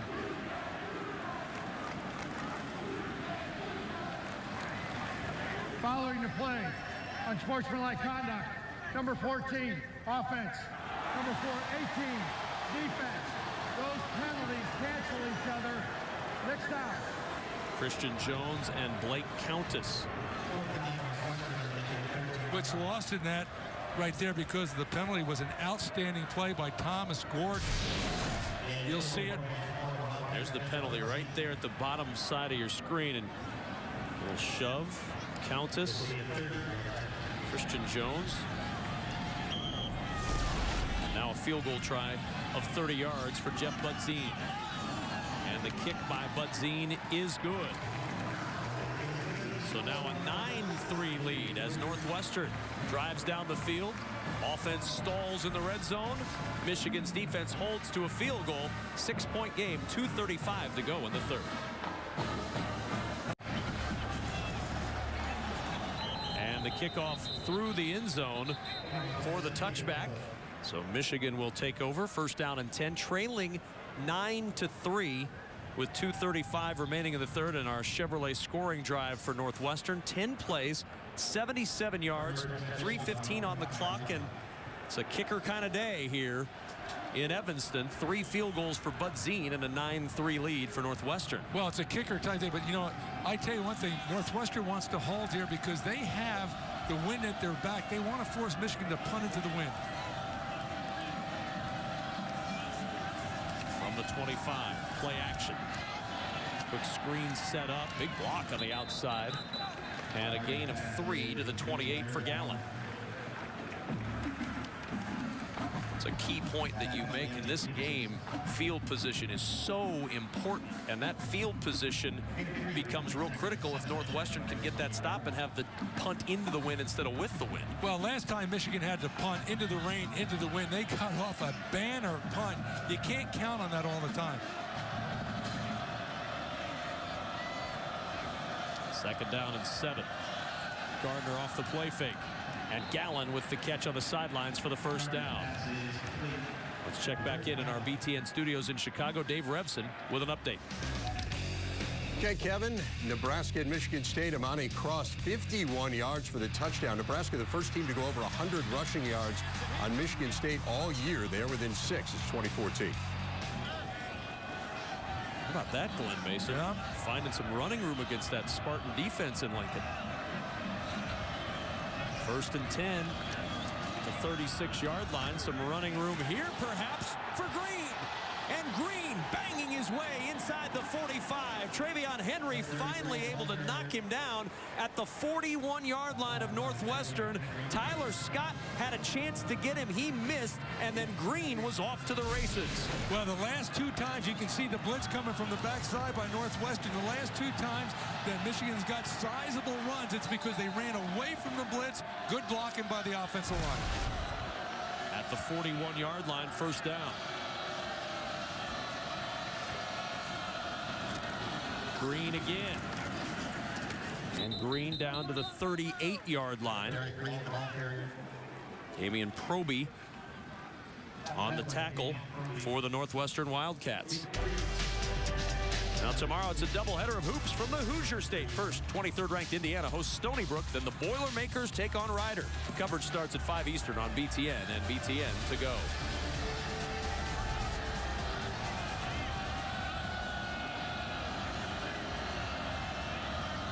Smith the single back. Gardner's toss complete to Gallen. First down at the 30-yard line.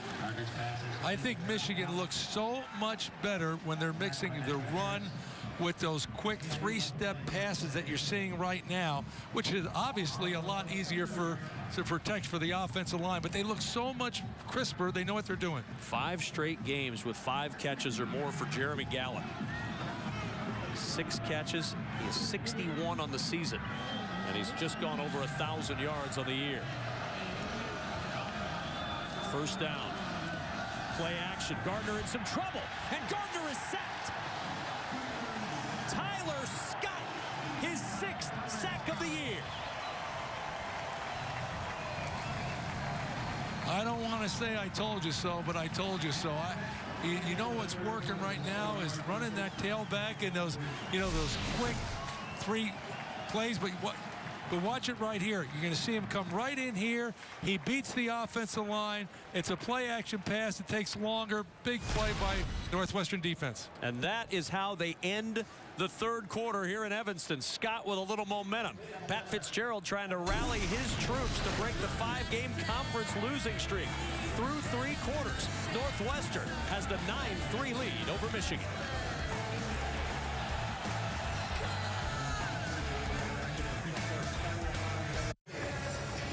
15 minutes to play in Evanston amidst the raindrops. A 9-3 lead for Northwestern over Michigan. Alongside Glenn Mason with Jay Lehman, I'm Kevin Kugler.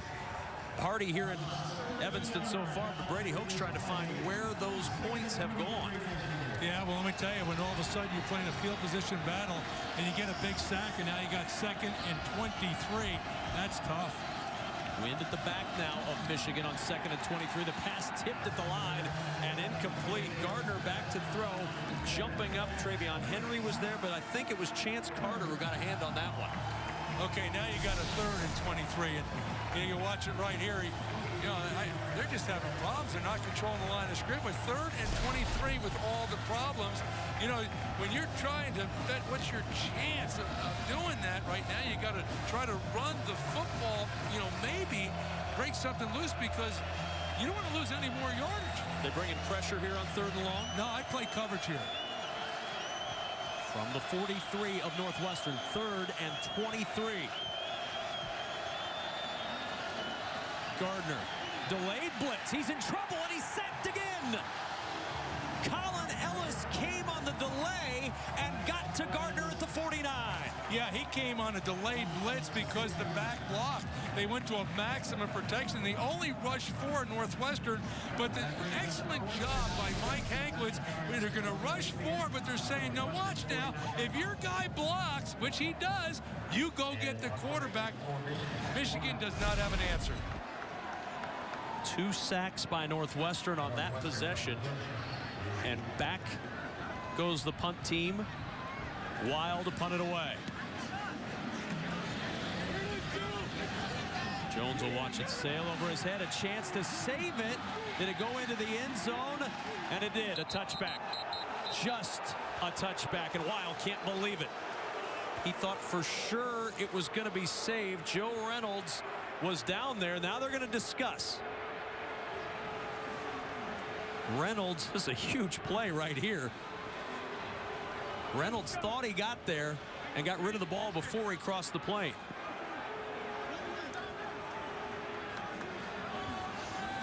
Touchback was the initial ruling. Yeah, in a 9-3 ball game, if you don't think this isn't huge.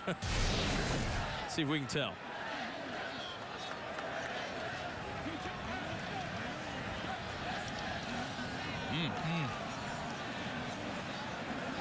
Yeah, it's the ball is now dead at the 1-yard line. First down. Well, a huge change in the ruling and a big celebration on the Michigan side. The 49-yard punt, and Northwestern pinned at their own 1-yard line. Yeah, that's one of those rules that's different in college compared to pro football. And I think the officials got it right here. Before he got into the end zone, able to toss it back into the field of play. And what a play by Reynolds and the special teams of Michigan. Now, what were you saying about field position before? Not a lot of wiggle room here for Coulter and the Wildcat offense. And Coulter will just pop forward and gets a little room to the 2. Desmond Morgan on the tackle. Well, they won under center, which they really don't do very often. I think the last time I remember a critical play where he went under center was against Ohio State earlier in the year, and he fumbled the ball. But you got to get a little breathing room here. And remember, there was an injury earlier. Jeff Mogus got hurt on that offensive line. This is a retooled line. Well, yeah, they had to take the right guard, Frazier, and put in left guard, and they brought Ian Park in to play the right guard position. And on second down, not much running room for Trayvon Green. And remember also the wind. If they have to punt, they'll punt into that wind. And Jay, you're on the field. How significant is that wind right now? Really significant. Probably the strongest it's been all game long. And the rain is almost coming down in a slant into the Northwestern player's face. Very difficult to throw the football in this kind of weather. Well, I don't know if it's that difficult to throw, but it's difficult to punt. I wouldn't be a bit surprised to see Northwestern take a deep shot here. Third down. Here they go off play action, pressure coming. And the pass is incomplete. Jabril Black threw off the timing of that play because he got into that offensive backfield quickly. Well, they had a couple of receivers going deep. They had Tony Jones going deep down the sideline, but credit Michigan. They didn't get fooled. They ran with them, and they had to try to throw the outlet, and under a little pressure. This might be the biggest play of the game right here thus far. Speaking of under a little pressure, Brandon Williams going to have to punt from his own end zone, and he shaked it. A terrible punt. Takes a Michigan roll, and it goes out of bounds just shy of the 10-yard line. A 7-yard punt for Brandon Williams.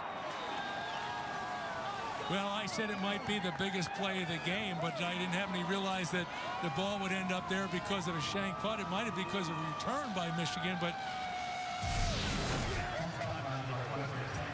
it's a good snap. No pressure on him. None.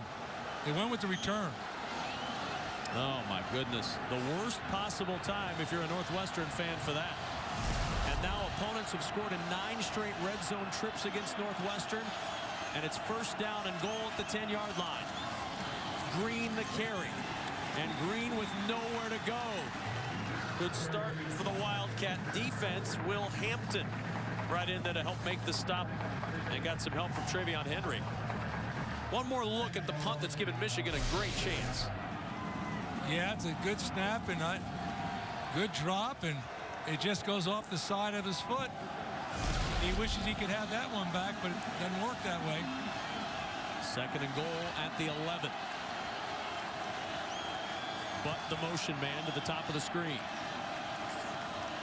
Gardner rolls that direction. Throws it short and incomplete. Looking for Funchess at the 5-yard line, and now it's third and goal at the 11. And remember, third downs have plagued Michigan all day. Well, here they go. They move the pocket again. Green does a good job blocking the defensive end, but the throw is low. They have no chance. And to say that Michigan has not been very good in these situations today is an understatement. They haven't. They're over so far, you know, and this becomes really big when you take the ball over here. And if you can just hold him to a field goal by Northwestern, you better get the camera on Pat Fitzgerald because he'll be... Michigan, first team timeout. Michigan takes the timeout. Michigan 0 for 8 on third down. 5 for their last 37 on third down. Huge play to follow. Northwestern 9, Michigan 3. Third and goal for Michigan at the 11. What are these two coaches looking for? Well, I'm going to tell you what I'm doing. If I'm Michigan, it's third and long. They've been blitzing me. I'm not a good pass team. I'm going to throw a screen. That's what I'm doing. I can't squander this field position and settle for a field goal. Come on. I got to get a touchdown. 7-yard punt by Northwestern set Michigan up at the 10. They've lost a yard on 2 plays. Third and goal at the 11-yard line. Play action. Gardner for the end zone. Too tall for Gallen. The pass incomplete. Van Hoos on the coverage. Fourth down, and the field goal unit will come on. Well, you know, it's easy for me to be critical up here, but they lined up in a run formation, the I formation. They went with a play action pass. A little surprised there. I'm a lot surprised.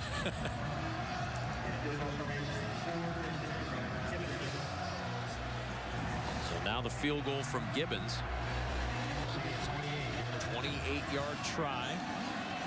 He's got the wind at his back. And Gibbons' kick is good. And Michigan cuts the lead in half. Now a 9-6 ball game. Brady Hoke concerned. Pat Fitzgerald energized. His team still with the lead. 11:45 to play. Football on BTN is brought to you by State Farm. For auto, home, life, and banking, get to a better state. And by Homefront, starring Jason Statham and James Franco in theaters this Thanksgiving. Kevin Kugler, Glenn Mason, Jay Lehman back with you. This last drive was loaded with key plays, starting with that punt.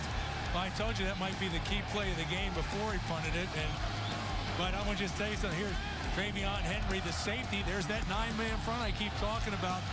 What a great series for the Northwestern defense. Well, Pat Fitzgerald, you know he likes that. The former defensive star of Northwestern football days gone by. You know he's a big fan of how that defense has played today against this Michigan offense. Harrison Williams back deep, awaiting the wild kickoff. And this one will go into the end zone for the touchback. 9-6 Northwestern with the advantage. Let's check back in with Dave Revson in our BTN studios in Chicago for an update. After the Huskers committed their 5th turnover of the game deep in their own territory, Michigan State capitalizes. Jeremy Langford a 3-yard touchdown run. Spartans leading Nebraska 27-14. Kevin. You cannot commit 5 turnovers against Michigan State and expect to win a game, Coach. That's a tough task for Bo Pelini's Huskers right now. Well, the only chance you have even 5 turnovers against Michigan State is if they have 6. Other than that, turn out the lights. Coulter, the motion man. Simeon, short pass.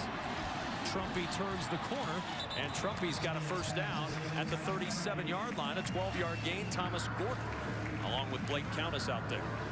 Well, that's a big play again. Just not only because the first down, you start talking about field possession. If you think anybody's forgot about that last punt coming out of the end zone, they want to move this ball down and at the very least get a field goal.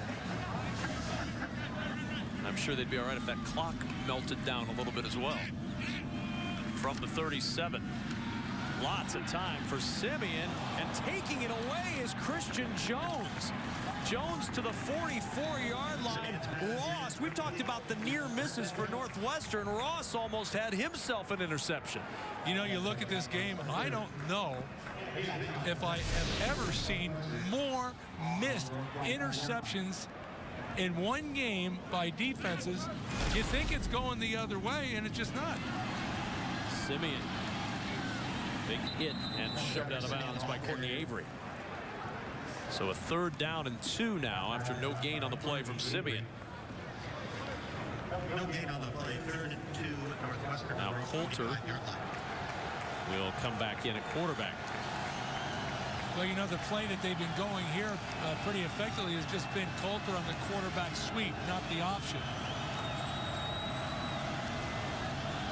A big play for Northwestern. 3rd down and 2.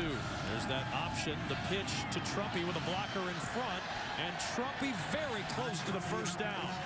It's really going to depend on that spot. Morgan was there to keep him from moving further than the 47-yard line. The block out front from Vitale may have been enough to move the chains. And it is a 1st down.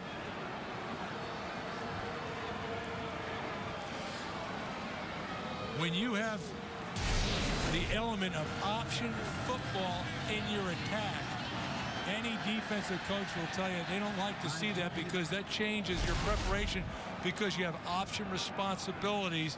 And when you start thinking about blitzing and some of the things you want to do defensively, it just gets too complicated.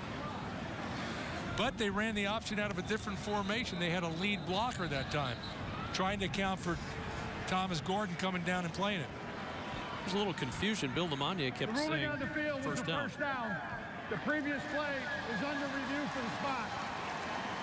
So they've been buzzed from the booth to take a look at this one and see if it is indeed a 1st down for Northwestern.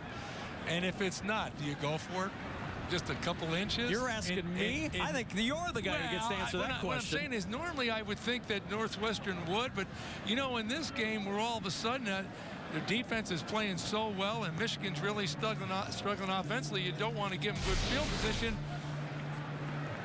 Tom Herbert's our replay official. He gets the chance to see if he can discern indisputable video evidence from this ruling. And the ruling on the field is it is a first down. And so it would have to be indisputable to overturn it. That's going to be tough.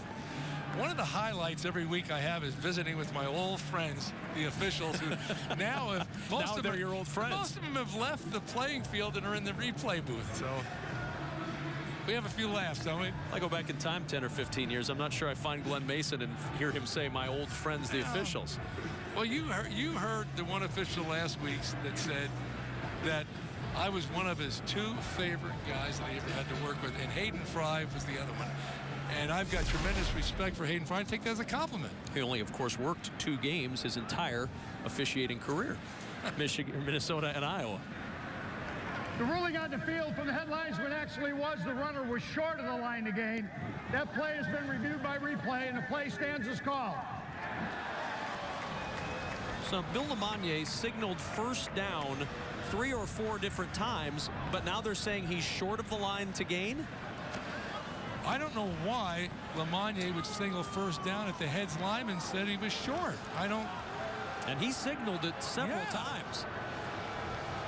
And so now this crowd very unhappy. And now the punt team is on. The last punt, of course, was a rough punt. This one a little bit better for Williams. Fielded by Dillio at the 30-yard line. Nobody happy on that Northwestern sideline right now, and the crowd not happy as well. Defense will have to come up with another big stand once more. Well, don't forget, immediately following our broadcast today, Tiebreaker will premiere, the BTN documentary detailing the 1973 Michigan-Ohio State tie and the controversy that followed that would change college football forever. Don't miss it. It is a tremendous program. Tiebreaker, 7 o'clock Eastern tonight on BTN. Gardner on first down finds Gallen, breaks a tackle. And Gallen down the sidelines into Northwestern territory at the 46-yard line. Travion Henry on the stop, but a 24-yard pickup on the play and a first down for Michigan. Well, you know, Northwestern's been playing so well defensively, but, you know, Michigan, despite their struggles, they've got talented football players on that offense. And as I mentioned some time ago, you get the feeling that the first team that blinks is going to lose this game. At the 46-yard line, first down. 3-step drop for Gardner. The pass deflected again. 3rd deflection at the line already today. Will Hampton on the deflection. And we head to our BTN studios in Chicago and Dave Revson. All right, thanks a lot, Kevin. Michigan State and Nebraska. Check out this catch by Kenny Bell. Huskers rallying now. They are down 27-21, and they have the ball. Boy, oh boy. Big doings in the Legends division in Lincoln. 2nd and 10 at the 46. Gardner under pressure again, able to get free. Gardner with a first down and more. Look at Gardner churning all the way down inside the 25 before Travion Henry could bring him down at the 24. Well, you know, Northwestern, they came with the blitz again, and Gardner wanted to throw the ball. Just watch him. He almost throws it. Look at it. And then he puts it away, and that's what makes him so dangerous. I guess if I was Michigan, I'd be dialing up some quarterback draws because he's their best runner.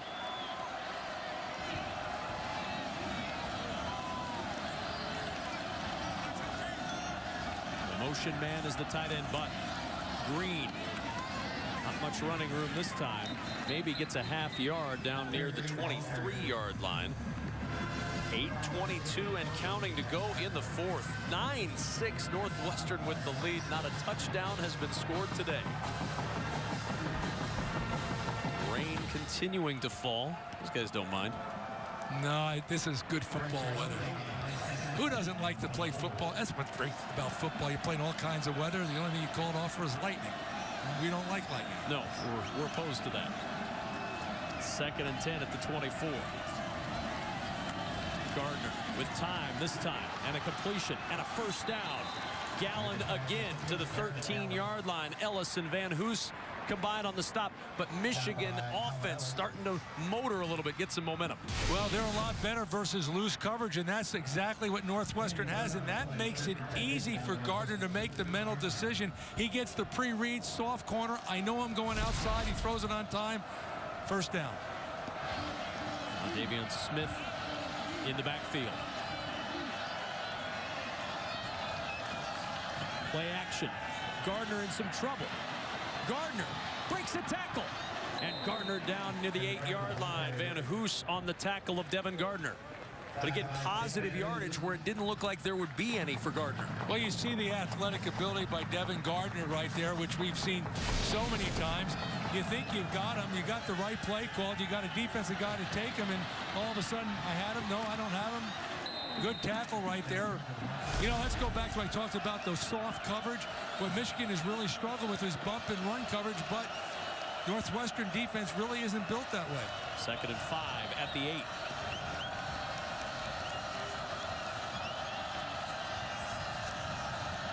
Delayed handoff to Smith. And Smith a yard short of the first down. Damian Proby on the stop. And it's 3rd down and 1.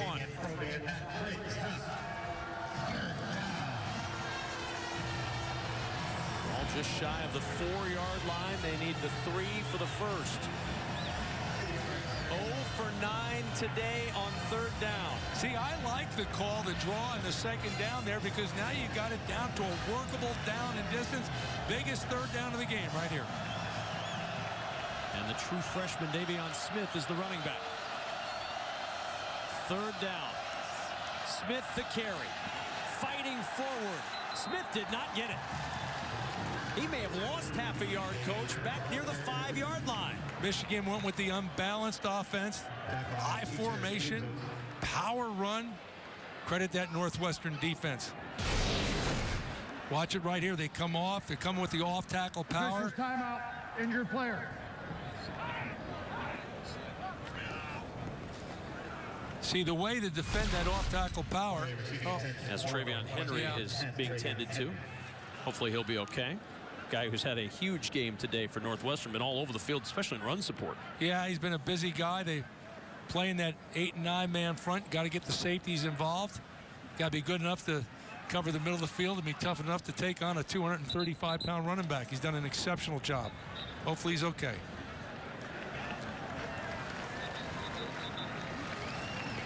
Brady Hoke in his career, it's been one thing to look at the scoreboard and you kind of know what's going on, at least early in the career of Brady Hoke at Michigan. When they score 30 or more points, they're 20-1. Under 30, 5-9. 30 seems like a number that we're not going to see in this ball game today. Yeah, and it's kind of surprising with you know, the new improved Michigan defense. You think they'd be better than that? Michigan is going to go for it on 4th down and 2 instead of kicking the field goal to tie it. Justice Hayes is the running back, and a timeout is going to be called. Timeout, Northwestern. First timeout. So Northwestern's going to take a timeout. And Glenn Mason, this is an interesting call from Brady Hoke. It's really a chip shot field goal that ties this game with 5:44 to go. But he says we're going for the touchdown. Or he's going to try to draw the defense off. Let's face it. I think that's why Pat Fitzgerald said timeout. He's saying, hey, fellas, they're going to try to draw you off. They're going to shift the tight end. They're going to give you the hard count. It's 4th and short. I don't think that they're going to do it. You know, you got to be ready to play. They might do it, but when you're only down 3, 5:44, and you're down here, and let's face it, you don't have a dynamic running game. If you're, you know, Michigan and you're nervous with Gardner throwing the ball, you think they'd have to kick the field goal. Well, after the timeout, teams come back out onto the field, and it's Gardner and the offense out there for Michigan. Well, this is a gutsy call. If they're going to go for it, it's one that they might give you credit if it works, but they'll hang if it doesn't. 4th down and 2. Play action. Gardner on the scramble. Gardner not going to get there. Araguza closed the door, and Northwestern takes over on downs.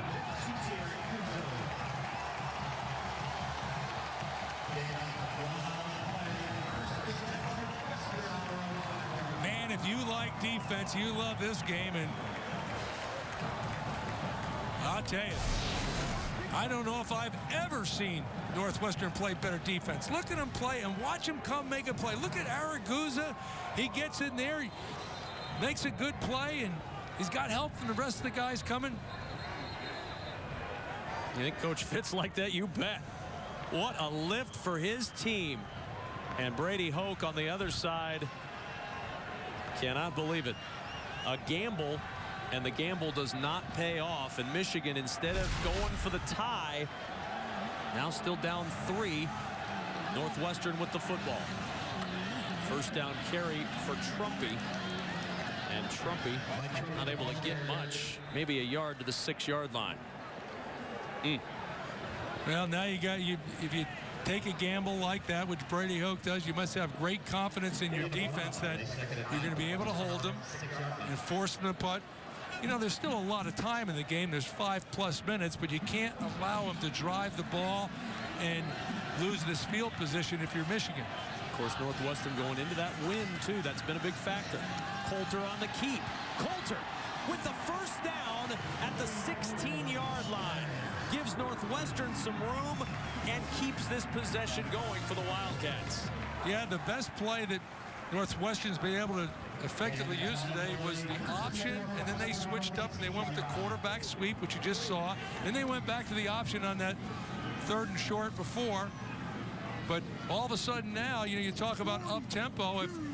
If I'm Northwestern and I'm Mick McCall, the offensive coordinator, and more importantly, Pat Fitzgerald, I'm going to slow the tempo down a little bit. Use that clock. 1st and 10 at the 16-yard line. The keep for Coulter. Got a good block. Coulter driven out at the 25-yard line. 9-yard gain. Konopka was the guy that gave that initial block, coach, that was able to spring Kane Coulter. You know, you talk about Konopka, you talk about has to be a good athlete. Back in 2011, he was the super back. You know, they call a guy super back because he's kind of half a tight end, half a wide receiver, and he kind of grew out of that position. You talk about the offensive line for Northwestern, though.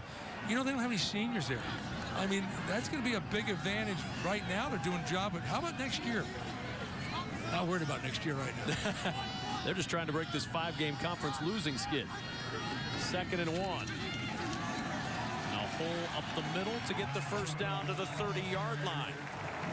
Pop for Trumpy before Joe Bolton could make the tackle. Northwestern gets another first down. Michigan's defense, Brady Hoke's squad, needs a stop. They've got to get the football back. Now, I'm going to tell you what they're thinking right now. More than a stop, they're saying we need a turnover. And they need that guy back out on the field. Yeah, we need a turnover right now. Jay Lehman's down on the sidelines, Jay. Yeah, Brady Hoke searching the sidelines for some defensive linemen and pulled one guy and said, you get in there. Not happy with the defensive line play right now, stopping the run of Northwestern. 1st and 10 at the 30-yard line. Here's Coulter. And Coulter runs into Frank Clark. And not going to get away from Clark too many times. Down at the 31-yard line. And now a whistle and a timeout is going to be utilized. Timeout. Michigan.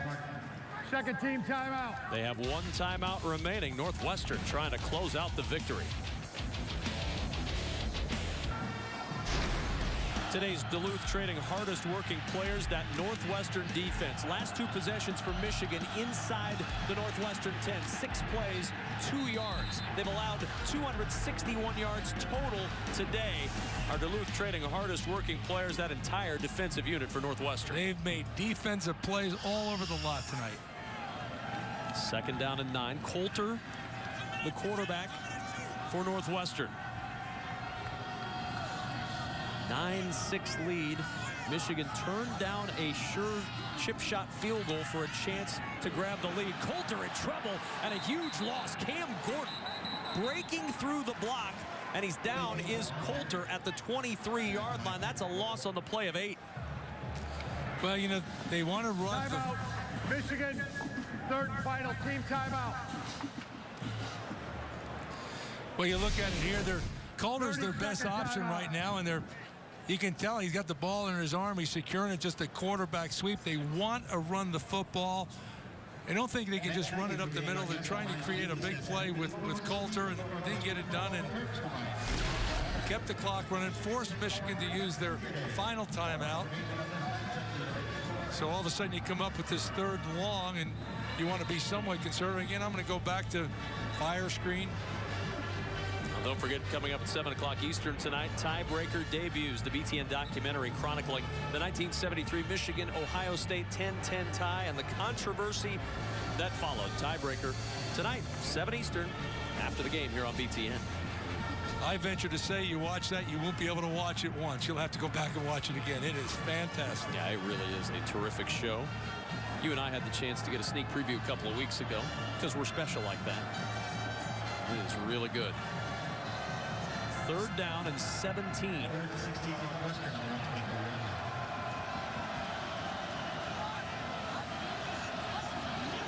And movement. That would be Trumpy who started forward. Ball start, 22 offense, 5-yard penalty, remains 3rd down. It was 32, but somewhere Trayvon Green on the sidelines is saying, wait a minute, I'm not on the field. Yeah, he moves a little bit. He gets a false start, and it'd be interesting now to see what Northwestern does. Michigan lined up in a 2-deep look, 2 high safeties, which typically quarterback draws are really good against. Now they've changed it up a little bit. Well, remember, every step back they take is yardage that could come on the punt going into that stiff wind. 3rd and 22. And just a keep for Coulter. And Coulter with some running room, and Coulter gets a lot of that yardage back to the 37-yard line. He gets 18 yards, but he's 3 yards short of the first. Raymond Taylor on the stop. There's the quarterback draw that I was talking about, and all of a sudden you think about it, he comes up 3 yards short. There's that 5-yard penalty by Trumpy. Otherwise they have the 1st down. Clock will continue to run. Michigan is out of timeouts. Michigan's going to have plenty of time left to march down and try to kick, at the very least, a game-tying field goal. Now, Michigan fans are saying we could have had a game-tying field goal already. Yeah, on their part, but if you're, Northwestern, you say, look at all those missed interceptions that we had, and then even go back to that penalty. It's been a very clean game. Hardly any penalty. Well played by both teams, and then all of a sudden, a reliable guy. Northwestern, second team timeout, 30-second timeout. You take a seasoned guy, a senior like Mike Trumpy, and all of a sudden he moves a little bit. Well, a 9-6 ball game with 2:27 to go here in the 4th quarter. And the last game in Big Ten Conference play without a touchdown, it was October 23rd of 2004. Iowa beat Penn State 6-4. Penn State with 2 safeties in the game in that 6-4 loss to the Hawkeyes. I remember that game well. Kirk Ferentz opted to take a safety late in the game. When you do that, if you don't think you don't have confidence in your defense, then you're mistaken. An awfully big punt here for Brandon Williams. Into that wind. Gallen is back. Remember, Williams earlier had a 7-yard punt deep in his own end. 22-mile-an-hour wind in his face. And a pretty good job by Williams to get rid of that one. And it takes a Northwestern roll. And Gallen, smart play there by Jeremy Gallen, coach, saving a few yards. Yeah, one of the rules for punt returners is, you don't let the ball hit the ground if at all possible. Now, if you don't think he can field it, and obviously he didn't, but that ball was rolling, and he made a good play. He saved a lot of yards by falling on it. No timeouts, 2:18 left.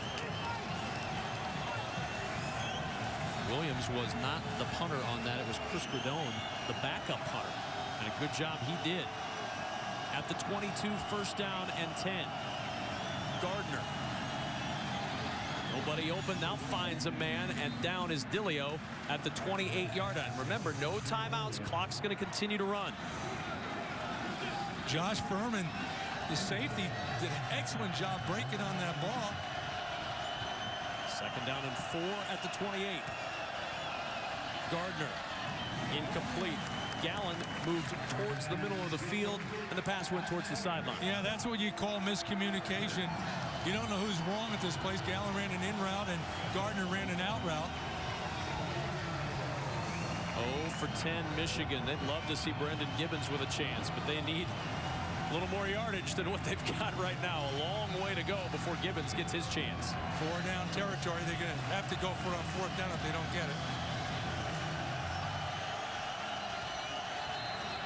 And a whistle and a timeout by Northwestern on 3rd down and 4. The Wildcats use their final timeout.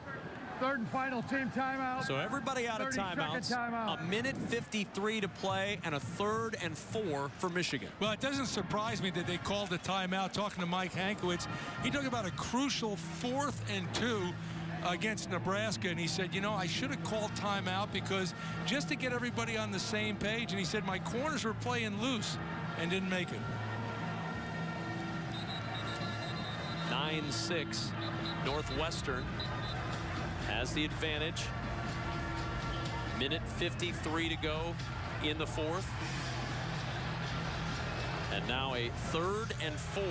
Gibbons 2 for 2, his career-long 52. We showed you the target earlier. They need to get roughly to the Northwestern 35. Now he's got a strong wind at his back.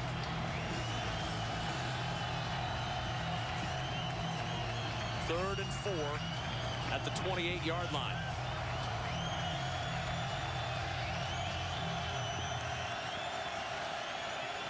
Gardner with 3 receivers to the bottom of the screen, looking that direction, throws, deflected away.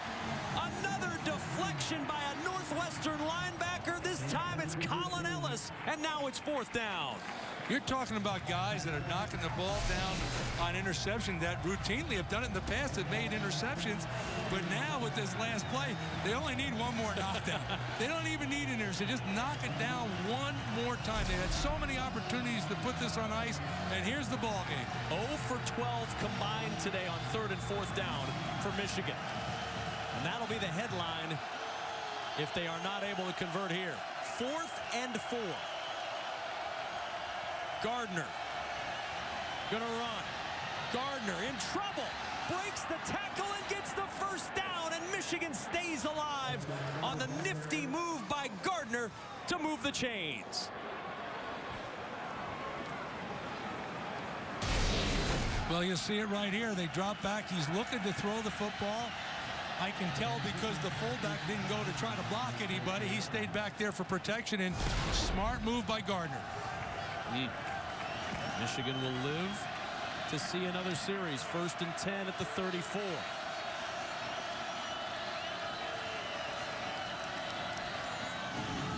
Funchess with the catch and out of bounds to stop the clock at the 46-yard line. That's a 12-yard gain and a 1st down. Matthew Harris on the tackle. Such a weapon, Devin Funchess, and we haven't heard from him really since the 1st quarter. And now he's going to show up, and so now if you're Northwestern, do you play coverage? You go back to your initial game plan. Need about 20 more yards for Gibbons to be in range. From the 45, 1st down and 10.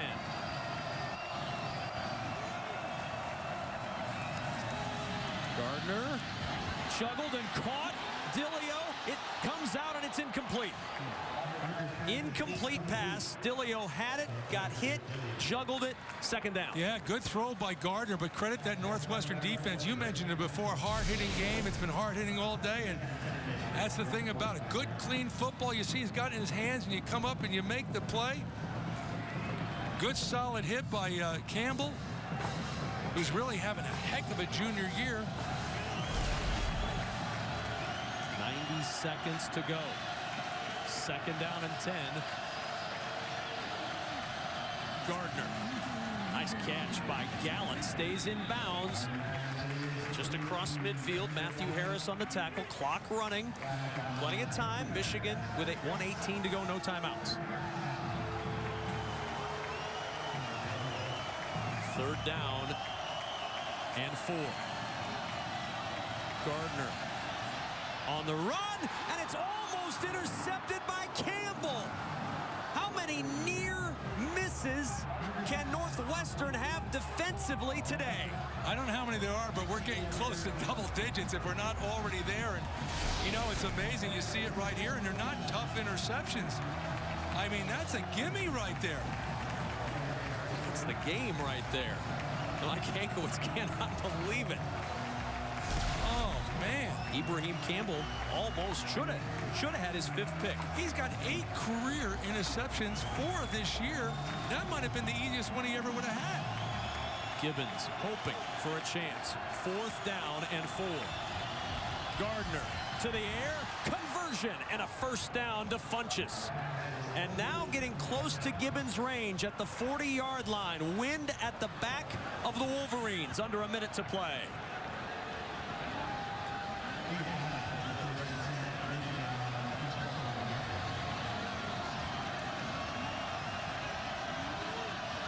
Gardner with time, and it's batted down once more.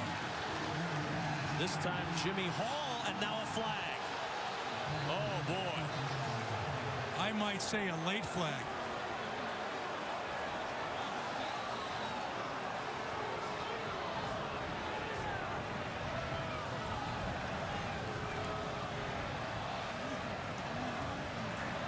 Pass interference, defense, 23. Spot foul, automatic 1st down.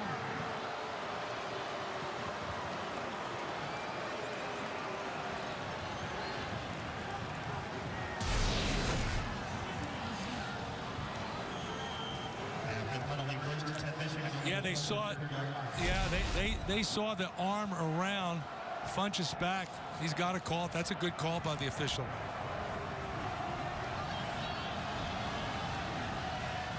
First and 10 at the 30. They're in Gibbons' range now. His career-long 52 yards last year. Gardner in some trouble, and he's sacked. Dean Lowry, just back from injury, gets his 3rd sack of the year. You talk about a big play. They moved the pocket again. But you got to expect when you move the pocket that you're going to have pressure off the backside, and that's exactly what happened. No timeouts, and now out of field goal range. 2nd and 23.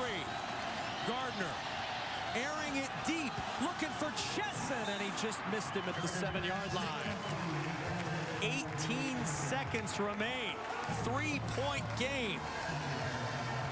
You know, now it comes down to that Hail Mary situation. I hate to even bring it up. And, you know, Friday I was in there, and Mike Hankwitz, who used to be my coordinator, we sat there for, what, maybe 20 minutes talking about how to defend Hail Mary plays. And he's probably thinking, oh, here we go again. 3rd and 23. 18 seconds to play.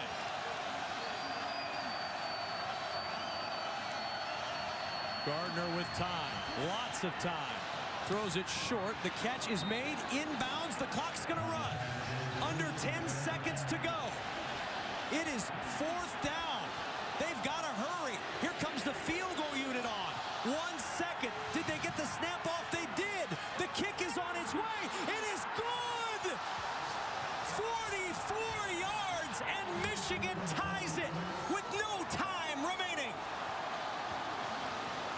Wow.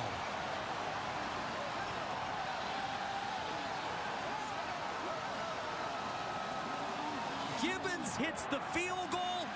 Dillio with the slide as the holder to get the ball down in time. What a play by Michigan. Well, you've got to credit the organization of the Michigan sideline to get that field goal team out there and get it snapped as quickly as you possibly can, because I'm amazed they got it off. I mean, that's really well done. Just watch it right here. Look at Dillio sliding in as the holder. And they did get it off in time. And what a clutch kick by Brendan Gibbons. What hustle by Michigan.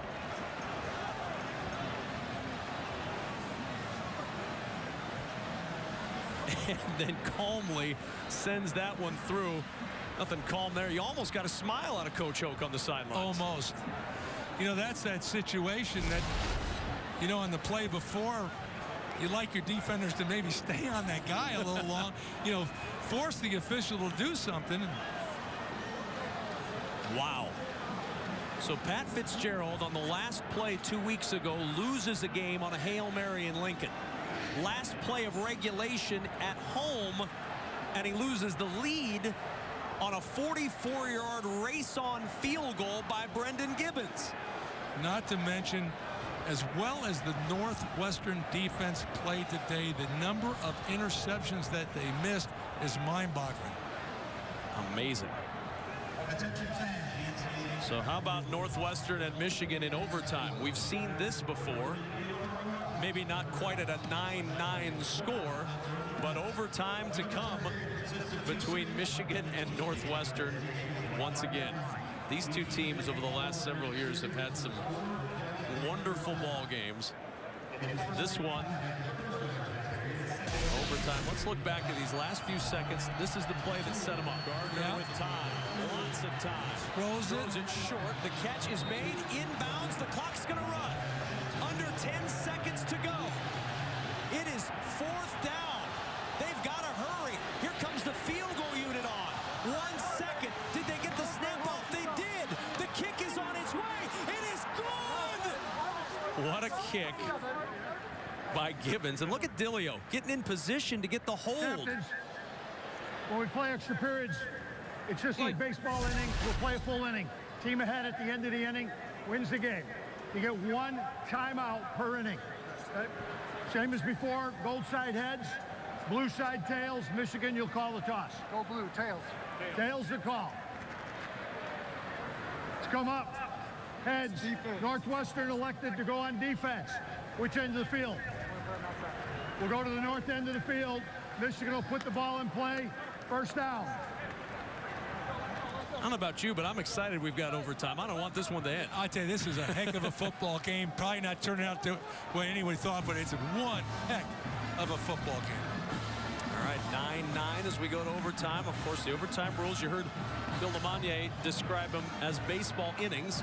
Each team gets a possession at the 25-yard line.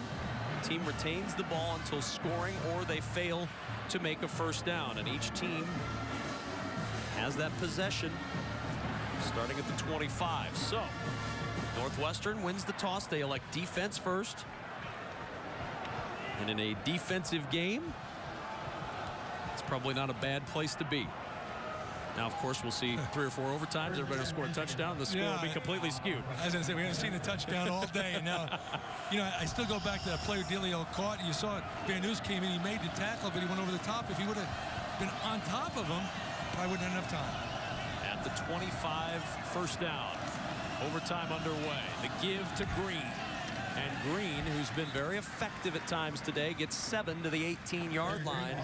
Green over 60 yards rushing. Araguzzo on the stop. Could we possibly see a Northwestern interception in overtime? What a game.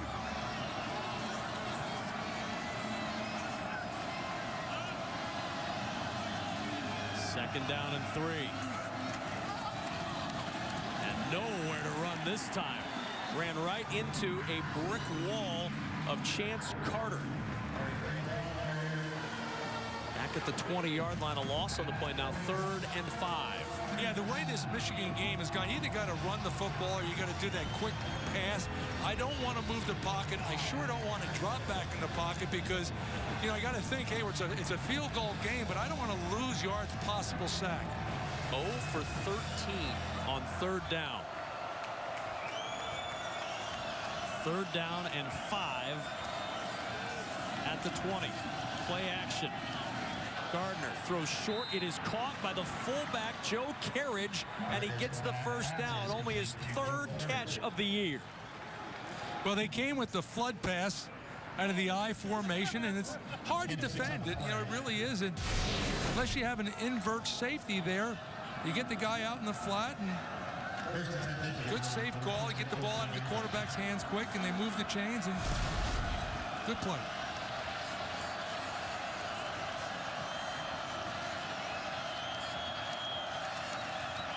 Green on the draw. And Green down to the 11-yard line. 3-yard run. Araguzzo on the stop. Yeah, they keep faking that quick toss out to the 3 receivers and then coming back and handing the ball.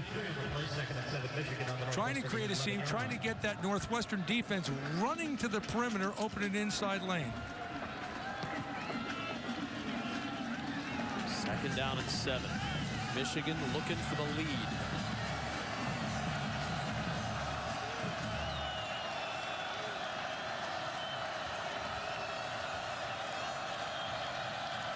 Gardner for the end zone, and what a catch by the tight end Jake Butt, and Michigan with the first touchdown of the day. Carter's pass is complete to Jake Butt. Score Michigan 15, Northwestern 9. What a time for Jake Butt to score his first collegiate touchdown. Let's not forget, set up, getting the first down before on the same type of play action, hitting the fullback. Now they came with the play action and they hit the tight end going to the end zone. Now Gibbons, the hero of the day so far, on for the extra point. And the kick is good, and Michigan has taken the lead 16-9. Gardner with his 6th touchdown pass, so he finds Jake Butt his first catch. Yeah, you know, it's the same play. You see the fullback sneaking out in the flat, tight end in the end zone, and this time Gardner went to the end zone.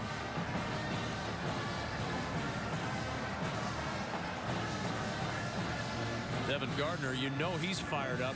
It's been a rough couple of weeks for number 98, but he has come through here in overtime, delivering the touchdown pass. And now the onus shifts from Jake Butt and his touchdown catch over to the Northwestern side, and that Michigan defense now has to come up big. 15th pass of the year into the end zone for Gardner.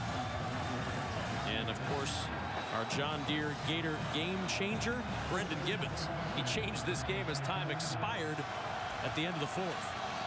Now Northwestern to work. Simeon. And the catch made by Christian Jones for a 4-yard gain. Ross on the coverage. Well, if you're Northwestern, you know you have to score a touchdown, so now you know you have 4 downs to do it. And you just have to execute your offense. It's just go on. It's red zone offense for you. And you got the weapons. You've been good in the red zone all year long. Coulter at quarterback. And a run for Trumpy. Gets down to the 18-yard line. 3-yard pickup, 3rd and 3. Brennan Byer on the tackle for Michigan.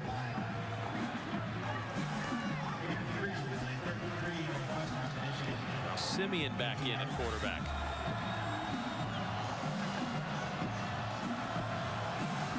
Don't forget tiebreaker following our game here tonight, the debut here on BTN. 3rd and 3. Jones, the motion man. Simeon looking that direction. Finds Jones, who has the first down. Courtney Avery with the tackle at the 14, but Northwestern moves the chains. That was an impressive pass by Trevor Simeon. He knew exactly where he was going. They went in motion. Receiver ran out in the flat, put right on the money. Well timed.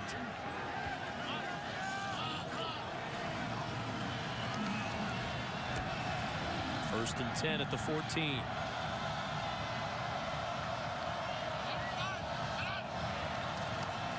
Simeon over the middle, inside the 10, and down near the 6-yard line goes Trumpy. Ross on the tackle. 2nd down for Northwestern.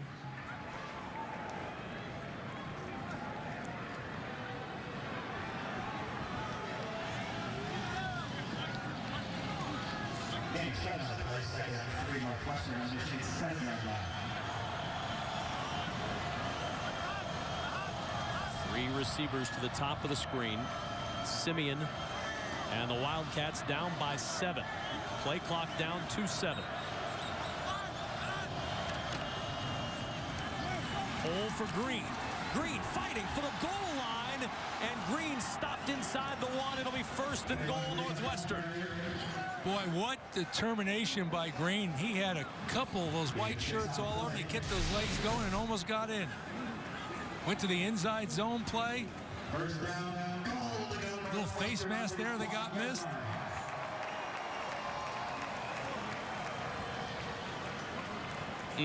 Just short. Just short. So now 1st and goal as Coulter back in at quarterback.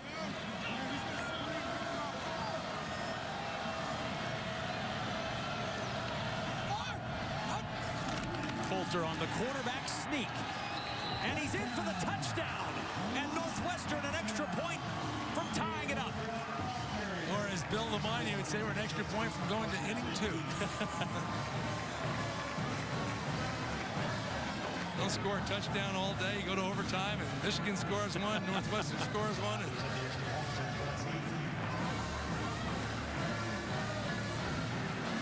And the game will continue provided Jeff Budzine can make the extra point. He's hit 129 straight.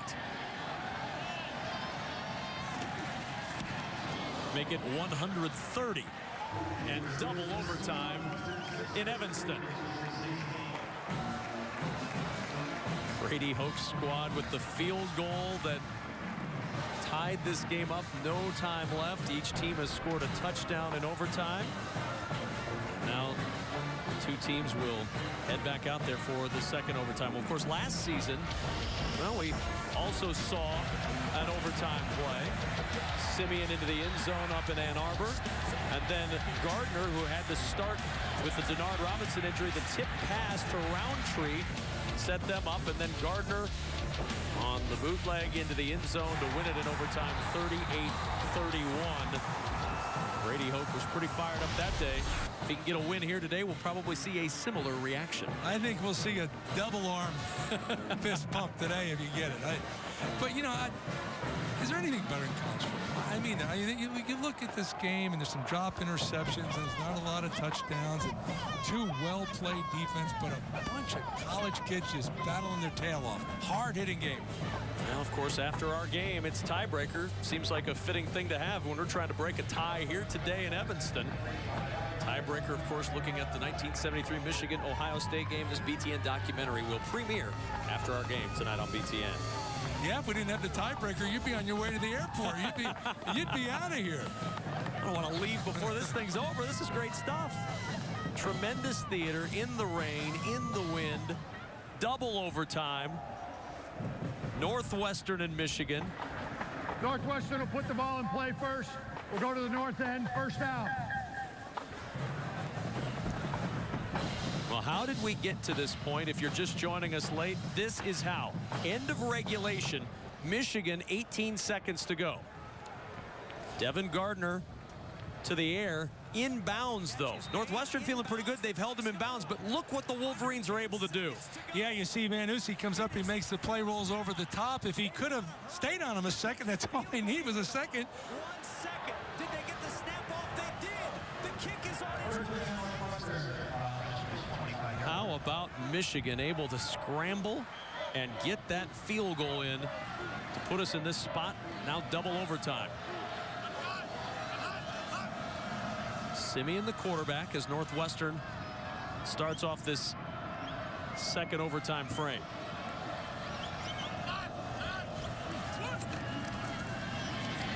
Simeon, and the pass out of bounds. It's complete. 2nd down. Simeon took a little nudge as he got rid of that football. I couldn't help but think when you go back to that field goal with no timeouts left, and you practice that all the time. Every week you practice that, but I've never seen it work better than that right there.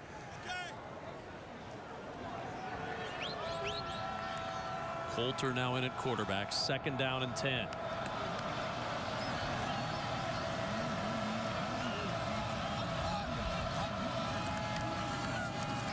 Coulter on the keep. Coulter down to the 19-yard line. 3rd and 4. Gordon and Countess on the tackle for Michigan. Yeah, initially I thought would Coulter fake the dive and took it outside. It looked like there might have been a zone right up the middle going north and south, and he cut it out to the outside, picked up good yards, but critical 3rd down play. Trevor Simeon back in now on 3rd and 4.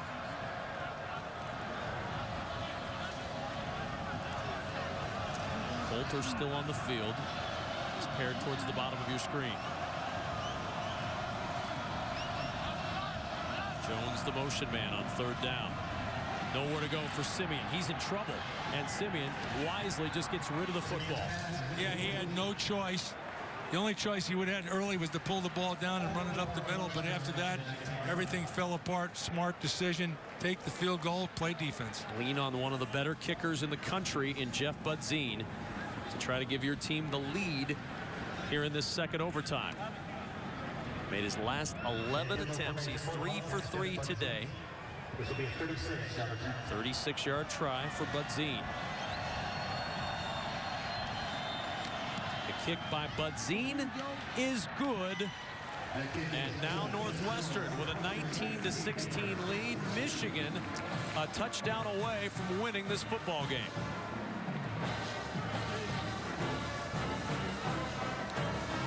Let's go back to the end of regulation and one more time looking at Dillio. No, let's watch Dillio. He makes the catch, okay? Now what happens right here? Now watch him right here. He is going to hustle. He's the holder. Look at him. He slides in. He said, let's go. Snap the ball.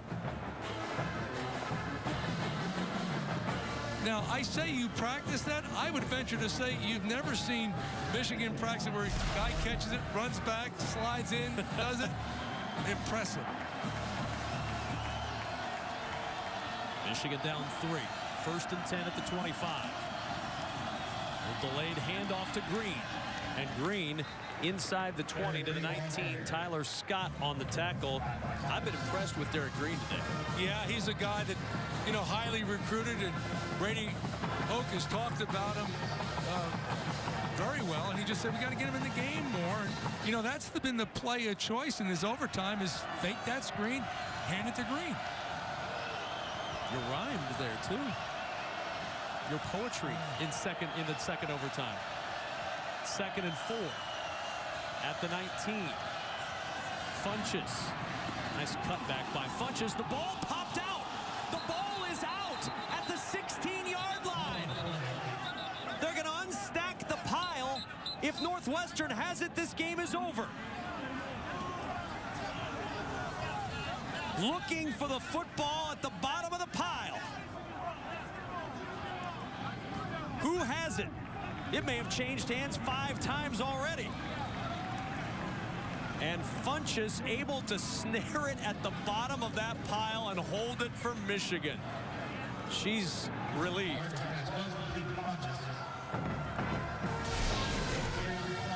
Another opportunity for that Northwestern defense. He doesn't have the ball secured. It is out. It's on the ground. My goodness, and Funches rolled right on top of it, Coach. 3rd and 1. Michigan still looking for their first 3rd down conversion of the day. Gardner able to fight forward, and he gets it to the 14-yard line. One more look at the Funches fumble.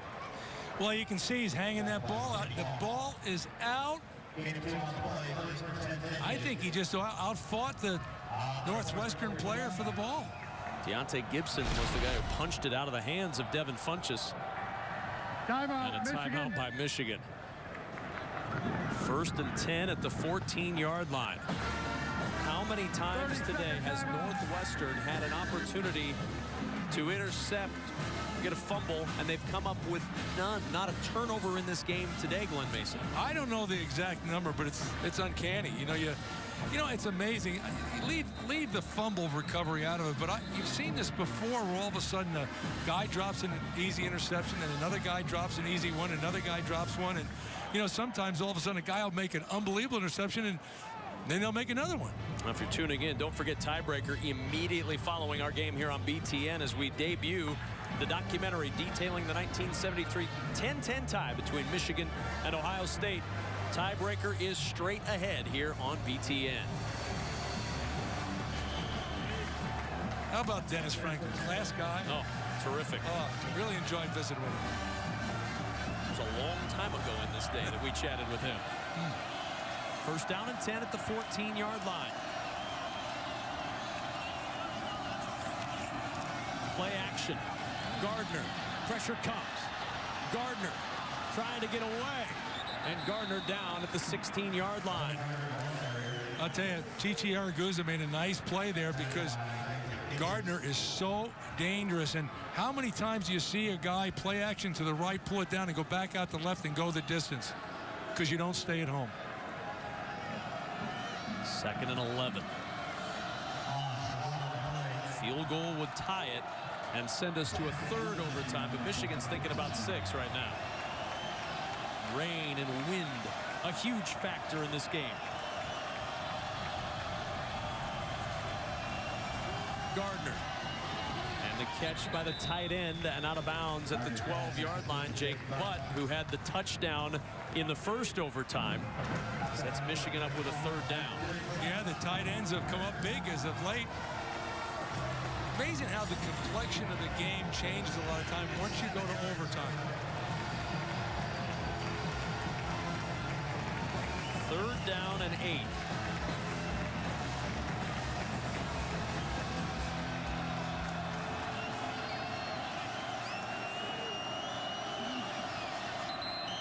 And now a timeout taken by Northwestern. Timeout, Northwestern.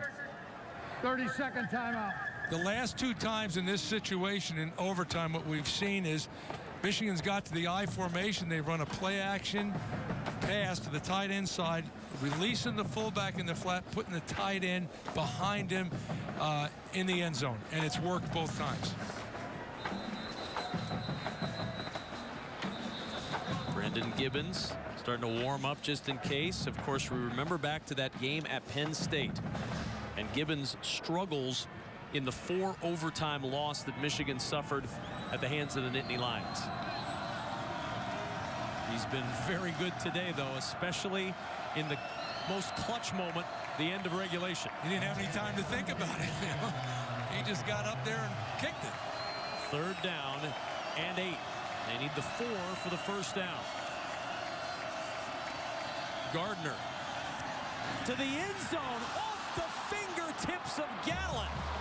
Oh, so close to a game winner. You know, this has been a day of dropping balls right in your hands. Receivers, defensive backs, watch this. Good protection. He puts the ball right on the money for the touchdown and the win, and your best receiver drops the ball. Go figure. So now the 29-yard attempt for Gibbons to send us to a 3rd overtime. And the kick by Gibbons is good, and we play on into the rainy night here in the Chicago area, tied at 19 apiece. Now the rules change a little bit.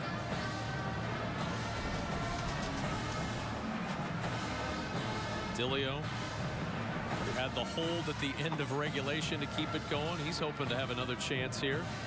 The rules change a little bit, as you mentioned. Extra points are now a thing of the past in this game.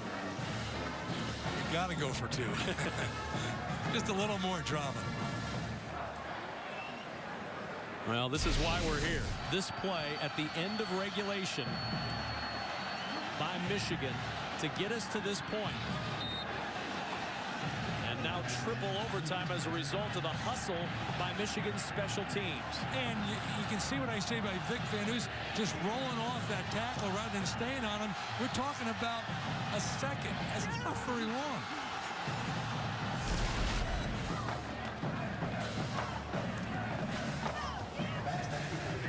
Now triple overtime. Brady Hoke's squad, Pat Fitzgerald's squad, trying to figure out exactly how to get out of here with a victory.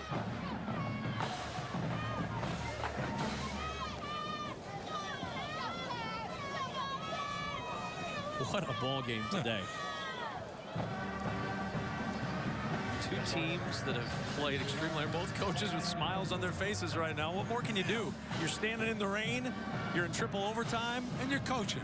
I mean, you're playing. It's a game. I mean, it's one of these. You get in these, and it's a shame that, you know, someone's going to walk off the field as a loser, and the other guy's going to be singing in the locker room. But, you know, I've always said that, you know, football is first and foremost is a game of respect. You talk about this game played hard, played clean, plays all over the place. If you don't think these teams don't respect each other, they respected each other before the game even more now.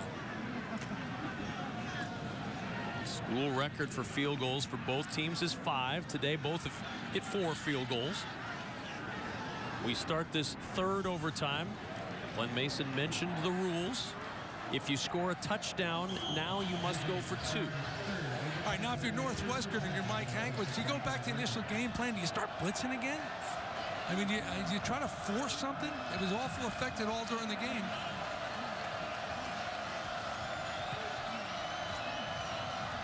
Gardner over the middle, incomplete.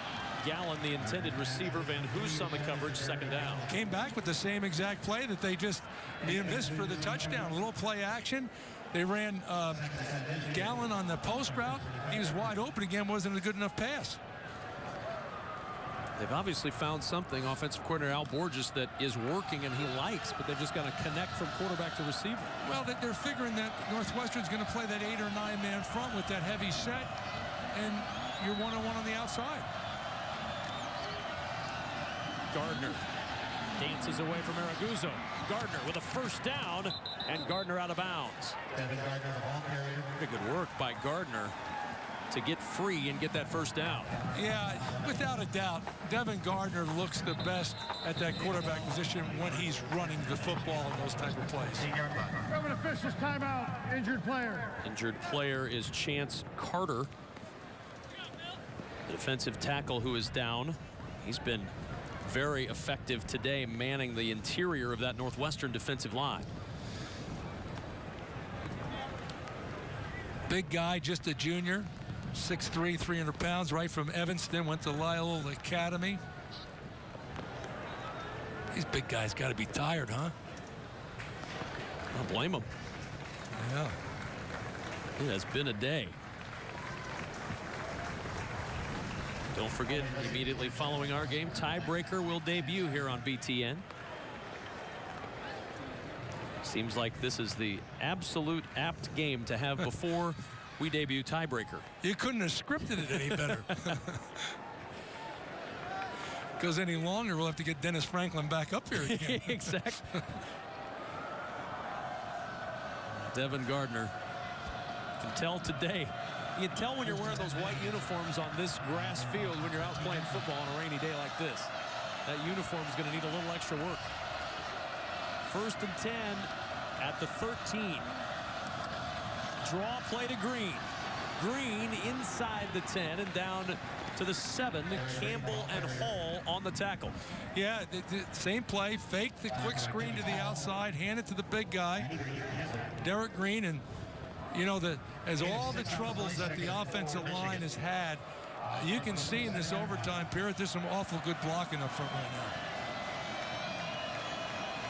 2nd down and 3.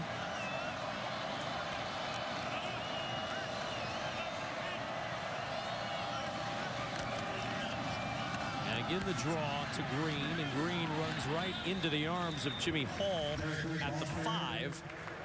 It's 3rd and about 1.5 yards, Coach, here for the first down, and of course 5 to get into the end zone. Well, you know, it wasn't too long ago that it wasn't 3rd down, it was a 4th down, and Brady Hoke opted to go for it, didn't get it. We forget about those things. Yes. There's a lot of things in this game you can forget about. It's still going on. 3rd down and 2.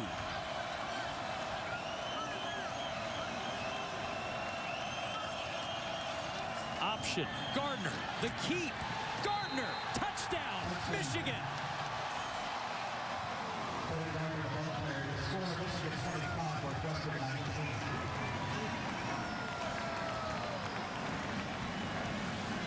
The extra point unit for Michigan started running on the field. They had to be called back. You saw Brady Hoke with the 2 fingers saying, nuh-uh. 2-point conversion here in the 3rd overtime. Now, you know, every team carries at least 1 2-point play that you work on all the time. A lot of times 2-point plays, and probably now with these overtime rules, maybe even 3 2-point plays. And You know, sometimes you leave it in the middle of the field. Sometimes you move it to a hash. It's all your preference. But you've worked on this a lot. We get down to a situation. We need 2 points. Here's the play that we're doing. Funchess the motion man. The 2-point try for Michigan. And Gardner on the draw. Gardner trying to get to the corner. He's got the 2 and an 8-point Michigan lead.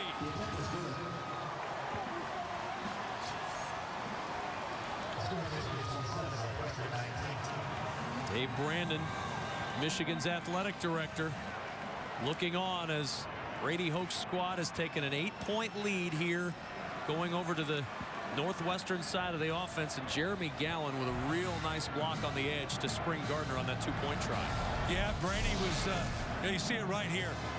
Here he goes right now, little option play, and so hard to defend when you have a big running back like that, and then you come on back and you go with the quarterback draw, and he's just a big guy that can run fast, and Chichi Argaza couldn't get over there. Here it comes. There's Gallen with that block to give Gardner some running room, and Brady Hoke knows it's not over yet. I could read Brady's lips on the sideline as his defense was taking the field. He was saying, come on now, let's come on. Rain coming down sideways on that field right now. It is windy and rainy. From the 25, first down, Trumpy, a yard to the 24. Pressure really on Northwestern now. Well, without a doubt, the pressure's on. They know they've got 4 cracks at it. Now they got 3. It's second down.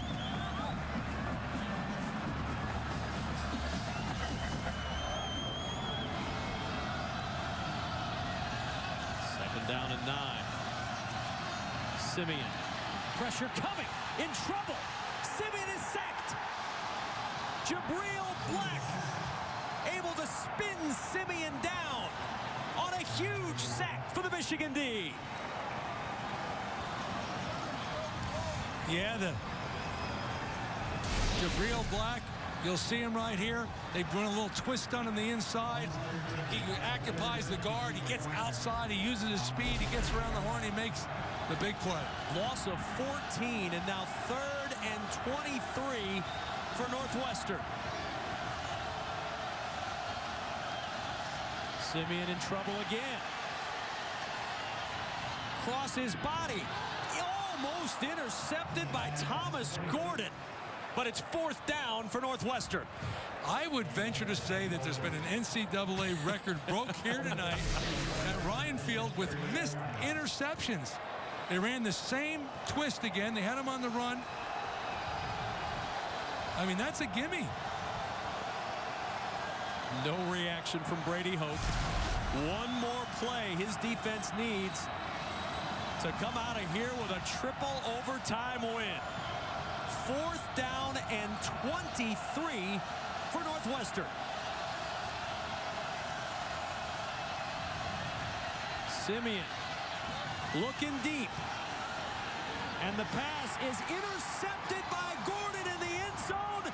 Michigan wins it in triple overtime.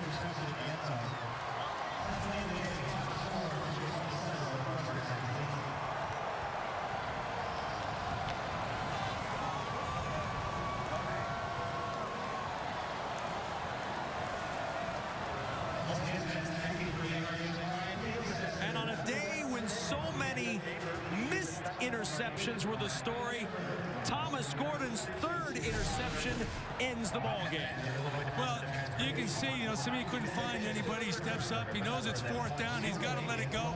He throws it as far as he can, and Gordon makes the interception when really all you have to do is let it hit the ground. But we finally saw an interception. Jay Lehman is down on the field with, I'm sure, a very happy head coach. Coach, unbelievable triple overtime game. What do you have to say about your team? Well, we've been pretty resilient all year. I like how our kids come to work every day. We haven't finished as well in some things, but they played their butts off and played for each other, and that's what it's all about. Walk us through that last play of regulation. Oh, geez, nice. I'll tell you what, that's been a lot of plays ago. But, no, I think you practice that all the time, you know, running that field goal unit out, hurry-up field goal, and it worked out well. Obviously, you guys coordinate that. You have coaches on the sideline saying, get them in, get them in. Well, yeah, we do it all the time, you know, practice-wise, Jay. And, you know, the more you practice it, hopefully, the better you get at it. And the kids execute it. That was really one heck of a football play by him. Thanks, Coach. Let's go back to the studios. Well, Jay, we'll keep it right here, right now, as the Michigan Wolverines with a 27-19 triple overtime win at rainy Ryan Field. What a day today for the Michigan Wolverines, and what a ball game as we check back in with Jay Lehman. Jay? Yeah, here with Devin Gardner and Gibbons, the kicker. Unbelievable performance here tonight. Hey, tell me, walk through that last play, end of regulation. You guys had a crazy situation. Walk through what was going on. You know what? I always trust our quarterback to put us in a spot to win, tie us up, and that's what he did. It's our job to go out and execute. Practice that and hurry up and practice, and we just dominated. I saw Dillio slid in to get the hold. You guys get lined up. You're a little nervous, or was this too quick not even to think about it at all? That's too quick. You know, Drew's a great best holder in the country, great receiver. Just came in, did his job. You know, thankful for that. Devin, talk about your performance of your offense, especially in overtime. I mean, we pride ourselves on never quitting. I mean, I just kept telling myself, you can't quit on your teammates, because I know they're not going to quit on you. So I just did my best, and today my best was good enough. The offense seemed to change a bit in overtime. You guys were a lot more productive. What was the difference? I mean, I feel like we felt like our backs against the wall. We got a second chance with a great 2-minute drive after a sack, and our kicking team running it was meant to be. I mean, we felt like, you know, this is our game to win, and we went out and did it. And I'm so happy. I'm so proud of my teammates. The defense, offensive line, running backs ran hard. I mean, it was amazing today. After tough loss last week, how good does it feel to come to Northwestern and win in triple overtime? I mean, it feels great. You know, our Big Ten championship hopes are, you know, out for right now, and our goal is to win 10 games. And you can't win 10 if you don't win the 7th one. So I'm happy we got the 7th one and we get to move on. Congrats. Thank you. Go Blue. Let's go back to Kevin and Mace. All right, Jay, thank you very much. Michigan wins it in triple overtime. The final score today, Michigan 27, Northwestern 19. Michigan does get its 7th win, and their new team goal is to win 10. This has been an exclusive presentation of the Big Ten Network. Our final score again, Michigan 27, Northwestern 19 in triple overtime. For Glenn Mason and Jay Lehman, I'm Kevin Kugler saying so long from Evanston. Stay tuned. The premiere of Tiebreaker is coming up next. So long from Ryan Field in Evanston.